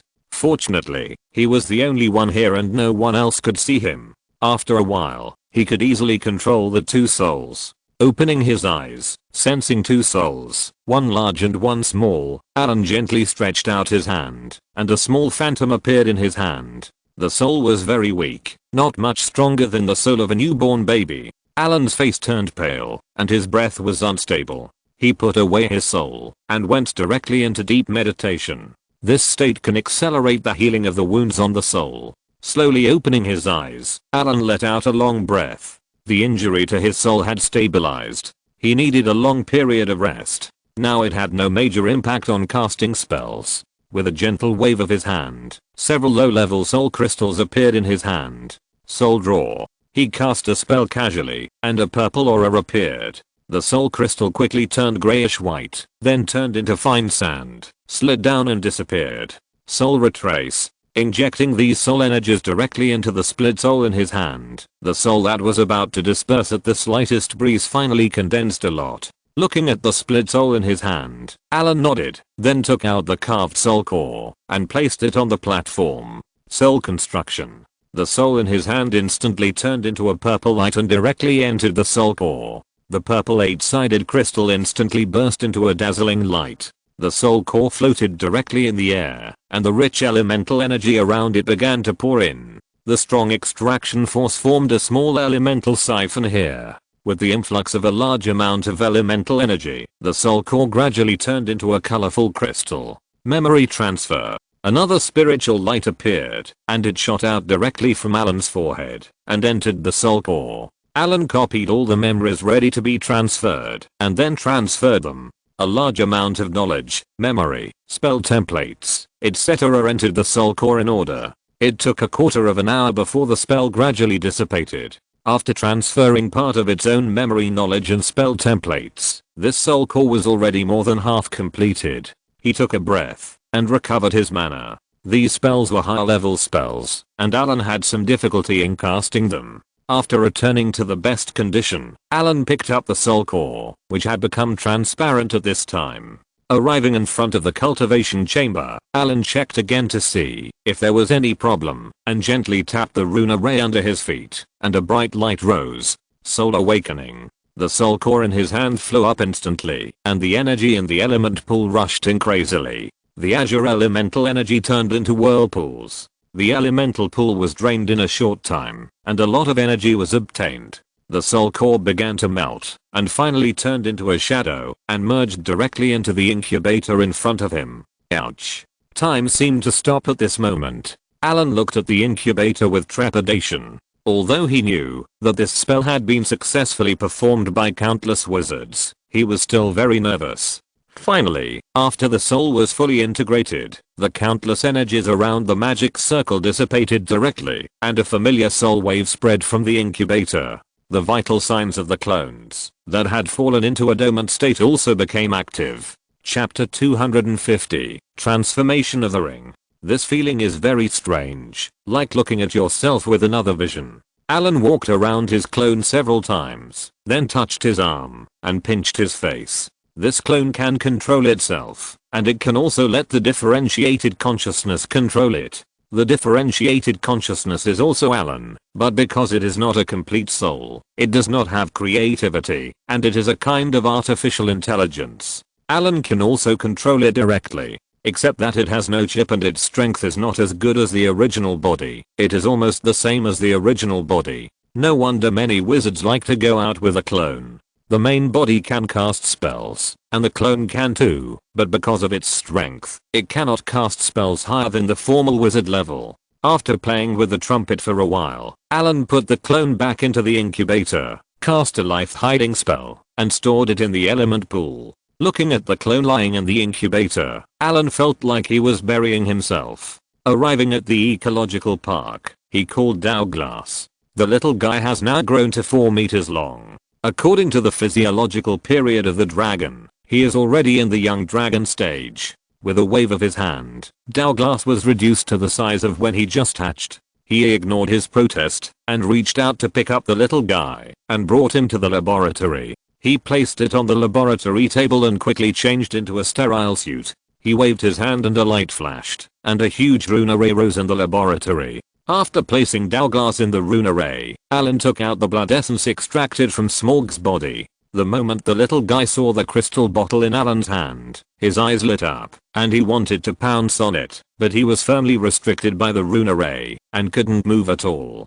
Don't worry, this is prepared for you. After comforting the little guy, Allen began to prepare. The rune array on the ground needed to be improved, and some auxiliary materials for blood fusion also needed to be prepared. Because the little guy was the product of the fusion of multiple bloodlines, he needed a lot of blood stabilizers. The more types of blood fusion, the worse its stability. After fusion, it is more likely to cause blood collapse and cause many blood diseases. Fortunately, the blood in the little guy's body is very similar. Although there are several types of fire dragon blood, they all have the same ancestor. White dragons and red dragons are both 5-colored dragons, and they also come from the same blood source. The two dragons have many similarities in genetic blood. It is because of this that Allen dared to fuse so many bloods. If he had changed to other different bloods, his blood might have collapsed and died long ago. But even so, Allen still needs to add a lot of blood fusion agents and blood stabilizers. But this time Allen is not going to simply fuse. He is going to let the strongest blood completely devour the other bloods, so that Douglas will only have one blood, with other bloods as nutrients, and the remaining blood will definitely be extraordinary. As a large number of runes were carved, Douglas' body was also covered by runes. These runes suppressed the blood in his body. Then Allen shot out a spiritual light, and the rune array radiated dazzling light. The crystal bottle containing the blood essence was directly shattered. The fiery red blood essence instantly turned into a ball of blood mist, which enveloped it. Soon, under the guidance of the rune array, the red mist completely merged into its body. When the red mist disappeared, the little guy had fallen into a coma. Tower Spirit. Connect to the element pool and open the energy channel. A light blue energy quickly filled the entire laboratory. Douglas had returned to his original size. The chip was constantly monitoring the changes in his body. With the integration of the blood essence, the white dragon blood in his body directly merged with the smog blood, and then began to erode the rest of the fire dragon blood. Because of the suppression of the rune array, these fire dragon bloods could not resist together, and the result was that they were swallowed up by the red dragon blood one by one. As the blood of the fire dragons was used as nutrients, the newly formed dragon blood became stronger and stronger. When the last blood was devoured, Douglas's mixed aura disappeared completely, and the blood was completely integrated. A large amount of elemental energy poured into it, and a light cocoon formed on the surface of Douglas. He waved his hand and shot out a spiritual light. The huge light cocoon flashed and disappeared, and the next moment it appeared on the stone platform of the element pool. After a short rest, Allen took out a ring that was shining with dark gold light from the dimensional space. The moment the ring appeared, a strong negative energy suddenly gathered around it. A gust of cold wind blew, and Allen heard countless whispers and cries. Pick up the staff and tap it lightly, and a spiritual light burst out. All the strange phenomena around dissipated. The supreme ring also returned to calm. You still want to make trouble here? Do you think this is still Middle-earth? Looking at the supreme ring, Allen pouted. Mechanized mind. As the magic light faded, Allen's eyes became calm, even indifferent. This state has stripped the wizard's emotions and turned him into an absolutely rational state, that is, the sage state. The greatest threat of the supreme ring, the corruption of the mind, the temptation of the soul, and the amplification of evil thoughts have all lost their effect. Pick up the wizard's staff and tap it lightly. Soul siphon. Strange black soul power was extracted from the ring. The supreme ring has a part of Soren's soul. If it is not extracted, Allen cannot use it. In the Eastern cultivation system, it is the spirit of this magic weapon. As the soul was extracted, a black humanoid shadow appeared in front of Allen. It was Soren's soul. As soon as the soul appeared, it pounced on Allen with its fangs and claws. If you are a complete Soren, Allen may not be able to withstand it, but it is just a remnant soul, and it is not its opponent at all. Soul binding. Just as he was about to move, the soul was bound and could not move at all. As the dark side of Middle-earth, Soren also has divinity, which is why his soul is almost immortal. However, in Allen's hands, these divinities are a big piece of fat meat. Soul separation. Waving his hand, a ray of spiritual light was emitted, and this part of Soren's residual soul was directly separated, and a faint golden light appeared, which was the divinity. Seeing the divinity, Allen's cold eyes revealed a hint of other colors, and then he waved his hand and emitted a ray of spiritual light. Energy absorption.